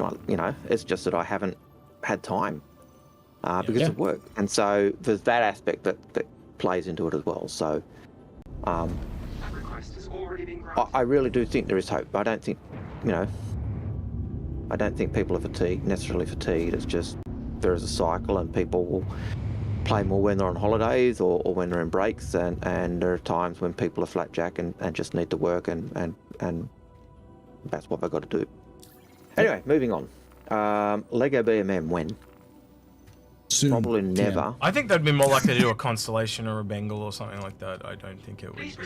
Well, I remember the very first one was the Hornet, wasn't it? That was the first one that kind of got 1,000 type thing. Wasn't it? But they obviously didn't go ahead with it, so. And they didn't get ahead with it, so who knows? I reckon they would have likely said maybe at a future date, and they just left it there. But yeah, I think something bigger would be better than the Hornet personally. I don't think the Hornet's the iconic ship it used to be. I don't know if you guys think that, but I think it's more the Constellation now. I think the Constellation is still the iconic ship. It's I think the Gladius will eventually be the iconic ships. It's the hero ship of the squadron. Yeah. So. I agree with that. Maybe there's a different hero ship for each episode. So maybe it's the Gladius, and then maybe the Aether later. At the end. Yeah. And the 890. I got to dip out here. Off into the sunset ship. Yep. Okay. All right, Paul. But have the a next good one. Question, I'll ask this next question before you go. David Miro Dewan asks, related to my previous question about for bases, do you see Star Citizen making alien NPC invasions on the planet that you are in, as an example? Yes.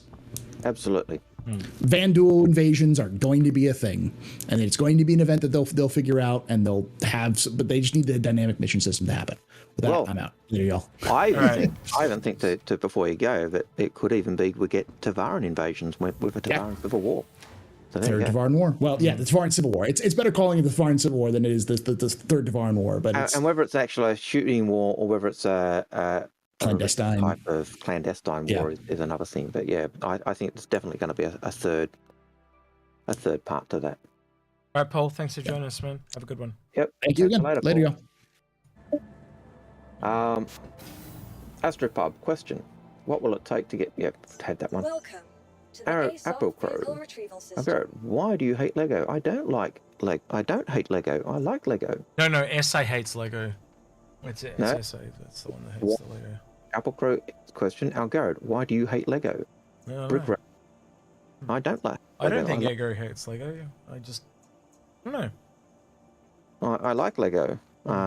In fact, during lockdown, I actually built a Who TARDIS from Lego, because, you know, it's one of the things to show and tell my students, because that's what we had to do. So, no, I like Lego. Next ship for after Expanse speculation, we did that. Question, apologies if late or already answered, but I think I found the part where CIG mentioned the Starfarer leaning towards just fuel refining and not everything, and it's IX Expanse glance. Is that from Voodoo? 1 minute 30. No, that's from Kumio009. If you're on the Discord, man, just link Algared or He myself says, directly. yeah, the timestamp in the Expanse glance, and it's 1 minute 30. All right, 1 minute 30. All right. So thanks for that. Parker XGPS has a question. Can CIG outdo the surprise of putting the Bengal in game like last year for Invictus? I missed that. I'm reading what John said in chat. Sorry. So the question was, can CIG outdo the surprise of having our Bengal? So last year, remember, the Bengal popped up. So can they outdo that? They could always put the kingship in that. We could have a flight ready ship that's going straight into game that's combat based. Yep. Like I wouldn't. I think you would have to say, right. So you're looking at the mule, not really combat-y. The Star Bomber, yes, but not really great in the game right at the moment. Like that is clearly a ship designed for theaters of war in my book at the moment. So I think they'd want another ship that people can kind of use. And the only thing that I can kind of come back to, and this is total speculation, do not take this with a grain of salt, is something akin to another gunship by another manufacturer. So I think similar to Redeemer or something like that, but another manufacturer. But I think, like, the Bengal last year was the ship that flew up and we could see it. Yeah. The year before it was the Javelin. Mm-hmm. So if I were going for a WoW U-Butte surprise, last year you could do the tour of the Javelin. What if this year you could do a tour of the Bengal?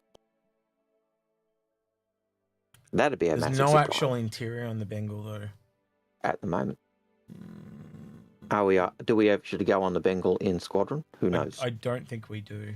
If we do need to go on the Bengal in Squadron, I could see that. But yeah, I don't know what they'd do to top that kind of experience. Maybe a captured, you know, the kingship they captured that was destroyed, and have that there so it's there in the atmosphere. I'm just kind of thinking more along the lines of the you know, there's definitely a ship going into the game. They always try to have a sail where the ship goes in. So whether it's the Mule, the Star Bomber, or some other random ship, they you know, there's going to be one there. Maybe they only have two ships. Maybe it's those two, like the Star Bomber, the Mule, and there's an alien ship. That could be the other combo as well, because the Alien Week's in there as well. You got to remember. So they're definitely selling something alien. Actually, now I think about it, that's got to be it. Because if they've got the Star Bomber and the Mule, the last ship has to be the Alien one, because they always have a week off, and then they sell another ship at Alien Week, don't they? So that's got to be it. Now I think about it. The Vandal Void Bomber. There you go. Yeah. So you've got Vandal Driller. So it might be that combo. The Mule, the Star Bomber, and then a week later we get some form of alien ship. What that is, your guess is as good as mine. Whether it's Tavaran, well, we don't have. Let's have a look at. We don't have the. We've only got a light fighter from the Banu. We've got a light and a medium from the Cyan, and we've got a light from the Tavaran. So there's medium, two mediums and 3 heavies there. If you're just talking combat. I'd love to see a Tavaran destroyer. Yeah. You know, like the size of ship that was in, you know, Instrument of Surrender. I'd love to see that size of ship. Just because. And you're frozen again next to you. Yeah, and I'm resetting now. So yeah. But yeah, I think I get where you're coming from, Parker, in terms of that wow effect we had last year as the Bengal arrived at the station. It was like, crikey, they've got the Bengal in game. And I can't think of anything they'd do that had that wow factor, apart from, you know, maybe a kingship or something else. But then, how would you do that? But in terms of ships for sale, I I think there'll be at least a flyable ship that's there. Yeah, no, I agree. Yeah, so yeah, Sorry, go on. no, I totally agree with you. I'm kind of leaning towards the Star Bomber more than the Mule, just because we know they need it for Theatres of War. So I think that might be the more likely one, and maybe the Alien one is more akin to, like, we know the refinery ship is there, so that's probably more likely the one that will come at the end of the year, and the Alien one will kind of be more like the Raelian. I said the Raelian. I meant to say Alien. Yeah. But yeah, like the Alien one will be more like the Raelian, where it's just a ship that they announce and they put on the back burner. If they had an alien combat ship, could you see them doing, say, the Star Bomber at the beginning of Invictus, announcing the concept of the alien fighter or combat ship at the end of Invictus, and then that trailing into Alien Week? No. Well, so I'm actually trying to think of the release process. They tend to have something small at the start, but I just don't see the Mule kicking off Invictus. So I'm more leaning towards the Star Bomber. And then, like, at the last couple of days, they at DefenseCon, as Paul said, he literally said DefenseCon, and they do have DefenseCon at the end. It's like usually right at the end. So I can see that being when they announce that. And then you get a week off, and then you get Alien Week, and whatever the ship is, like, just say it's a fighter. But I'm more inclined to think that it's something bigger, because we also do normally have them at those 3 different price points. So we've got a vehicle, we've got a fighter. Now, that you correct me if you correct me if I'm wrong, though, but I think that fighter's around about a Gladiator, what, 150, 200, somewhere in there. Yep. And then something bigger that's usually anywhere from 200 to 400, somewhere in that bracket. So I'm more thinking something bigger, either a bigger Tavaran or big. What I usually do, yeah. Either bigger Tavaran, bigger. Hell, it could just be a shop from the Banu. It could be a shop ship from the Banu. It could really be anything. It doesn't have to be military-esque once you move into Alien Week. Once you go into Alien Week, it could be anything alien, whether it's Vandal, Tavaran. I'd rule out Vandal, but given you've had the article, the recent article, Home Sweet Home, about the Tavaran, it could be a Tavaran ship. Yep. You never know with the way things go. Sometimes the law posts are kind of give clue to something. And let me throw this back at you then. Besides combat ships, because obviously that's most likely because it's Invictus, right? What would you see? Because when I look at the Banu, I kind of rule out a lot of stuff because they don't have a lot of ships, and I'm not even sure they'll get a medium fighter or a heavy fighter. Yep. That's not a thing. We don't know. But when you look at when we know that the medium fighter is a thing for the Cyan, but we have to expect that there's a heavy fighter. Doesn't mean it's a thing, though. And it's the same thing for the Tavaran. They may only have light fighters. But so what my question to you is, you know more law than I do. What law would you say points to their combat ships? So what would you expect combat ship-wise from Tavaran, Banu, and Cyan? What do you think that they could bring out? Well, from Tavaran, we know that they had large ships. So we know they had crew. From Instrument to Surrender, we've got I think it's a cruiser or a UEE cruiser or capital ship that's patrolling an area, and it actually tries to put itself in harm's way to stop a raiding party from a Tavaran ship getting to the planet. And so they're in the fight, and they're losing. The Tavaran cruiser is outdoing them. And it's only the fact that the Tavaran have actually surrendered, and they get this instrument surrender broadcast that they actually the UE actually survive. So anything, I wouldn't mind. I'd love to see a Tavaran alien, capital ship, whether it was a cruiser, whether it was a destroyer, whether it was a frigate, whether it was I think cargo hauler, whatever. But I'd love to see a Tavaran ship.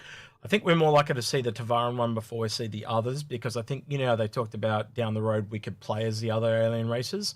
I just don't see an expansion for Tavaran on the cards because they're so integrated into the human society. But definitely when the Zion come and the Banu come, I think they may get bigger ones. But yeah, I'm kind of with you. I think it would be kind of cool to have an alien Tavaran ship. But the question I always look there at is like their military, like would the UEE let the Tavarans build one, or is it one that they've built that we can use? I think if we had a larger Tavaran ship, it'd be something that Esperia has rebuilt as that kind of that Callictus series, looking back at the Tavaran. So I don't think it would be capital then, because it's too bespoke. And building back, and it wouldn't be, you know. Wouldn't you see it something more along the lines of constellation size? Yeah, but look, whether it'd be some form of. I think I can only go on the size of ships I know, and the only ones I know of are the ship that had. We know that the Prowler is the troop ship. We know that they had small fighters, and you get that from even Instrument of Surrender, where their fighters are out flying and out beating, have defeated the scouts of the UEE. We know that they had ships that were dropping off the guys who were inside the UEE ship, causing havoc. And we know there was a capital ship, and that's generally all the ships we know. And we know that a lot of their capital ships flew into the clouds of Elysium and burned up, hence the Tears of Fire. So there's a whole scope for Tavaran ships. So it'd be lovely to have them. I think the law document hints that there's that civil war brewing. There's a Tavaran who are outside of the UEE who are going absolute full-on militaristic and going for all ways. And then there's a Tavaran within the UEE who see our future is with the UEE and going for that. So that could go either way, couldn't it? We could have a Tavaran expansion pack where the whole thing is about them trying to break off and get away. That could be a whole thing. And you could fight as a Tavaran and pull away. That could be a thing. Or you could fight as a Tavaran and fight to stay. Yeah. I think down the track when they do go down that line, that's even if it's just in the law posts, that the way we respond as a community will actually influence where they go, bit like the elections and stuff. So yeah. But I could see you know, if they do that, I could see Tavaran doing almost the Tavaran from outside the UE almost doing a Xeno threat type version of the system. All right, Algared, I think we need to get on to rapid fire. These what we're up to on questions. Okay, we're up to Viritan's question, which is, with the Expanse being a solar refiner and the Orion being a miner and refiner, what ship do you see between the Expanse and the Orion doing anything special? So line it up with a mole, and you kind of got a rough idea what it's going to be. So kind of middle stream ship. Yeah. And I think it'll be maybe one step less generalized, or it could still be generalized. So maybe that's why the Expanse is so good, is it can do liquid and gas and all that. And maybe, like, I'm gonna be honest with you, if you took the medium refinery ship and the large refinery, that could auto be split. So one is specifically liquid and one is specifically solids. Go, you know, turn your medium refining ship into two ones. One does fuel, one does and they've got to be, you know, they've got to have a cargo ship or something to unload. Like this, like when I run it through, you've got to have those containers. So no, that wouldn't work. You have to have, because you don't know, even if you can only take in one of the three, you don't, the other side, they've still got the other three that can come out. So they've always got to have those three storages. And it kind of shows me that from this small ship alone. So. Okay, Project 27 has a question.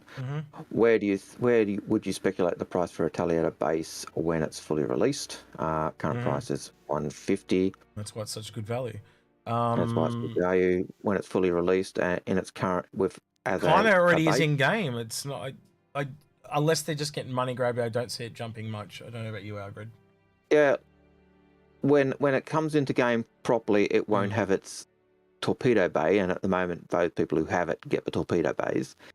So I can't see it going up in price. No, because it's got nothing. You actually have to go earn all the You're modules, actually so, losing stuff to get it. So those people who have it will get the Alright, base without cargo. I'm playing Evil Dictator again, Shempasta. Algared, and I'm moving along. So, Shempasta, do they plan to I was already physicalize moving on, but anyway, go on. all buttons in the cockpits?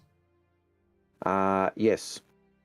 And that is the short answer. John Priest, question: can you come back to the river and pick me up? No, I can't. I've already logged out a game. Question: Jonathan Brand, question: do you think we could have a mecha human or alien like Zion? We do have the Titans, but something more like a ship. We could have anything that they want, but we know they're not really into robots. And I'm thinking from a gameplay perspective, that might be a bit broken. Like if you can just fly in, land, and then start shooting. Yeah, could be a thing though. It really could be a thing. And David Miro Dijuan says, do you think that the mole will refine in the future? I am pretty certain that it was the idea from the beginning. Sorting. It wasn't It's refining. sorting, it was but sorting. it can't refine. Yeah, and that's why that. So if I flick over, hang on. I flick over when we were talking about it earlier. This screen here, Tecton, who's our Jello's friend, reckons that orange thing there is literally like a rock tumbler for sorting. So this sorts because the Pioneer doesn't sort itself. So the advantage of the next ship up is because it doesn't have a sorter, because the Mole has a sorter, it's probably got more refineries or something like that. You could start to work it through if you look at the interconnection. So yeah. And that's our last question. All right. Well, that's good because it's over 3 hours. We're at 3 hours and 10 minutes right this second. Which is longer than last week. Yep. So, yeah, we're going to love you and leave you. I haven't eaten. I've been up since 5:30. It's now 11:10. Algared's been around since 3 o'clock, so he probably wants something to eat as well. I certainly do. Yeah, so we need to get some tucker and get that into us. But we'll be back next week again, guys. We'll do some questions again. But, yeah, we'll just play it by ear, and if things dry up, they dry up, and otherwise, but, yeah. And as usual, 11 don't forget to like, subscribe, hit that bell. If you're lying to go the extra mile, become a YouTubey type Whatsy person, or join us on Patreon. I think that guy might have even given us an episode for this week. The what would it take to minimalistically live perpetually? That is a long title as shit, but that along those lines is how long something we might have a look at. Can we live in the verse? Yeah. So SA, get your thinking cap on, because I'm going to pull you in and badges for that one. The what will it take? All right. And on that note, we're out of here. Have a good one. That's been Execute. I've been Al. Goodbye. Take care. Be well.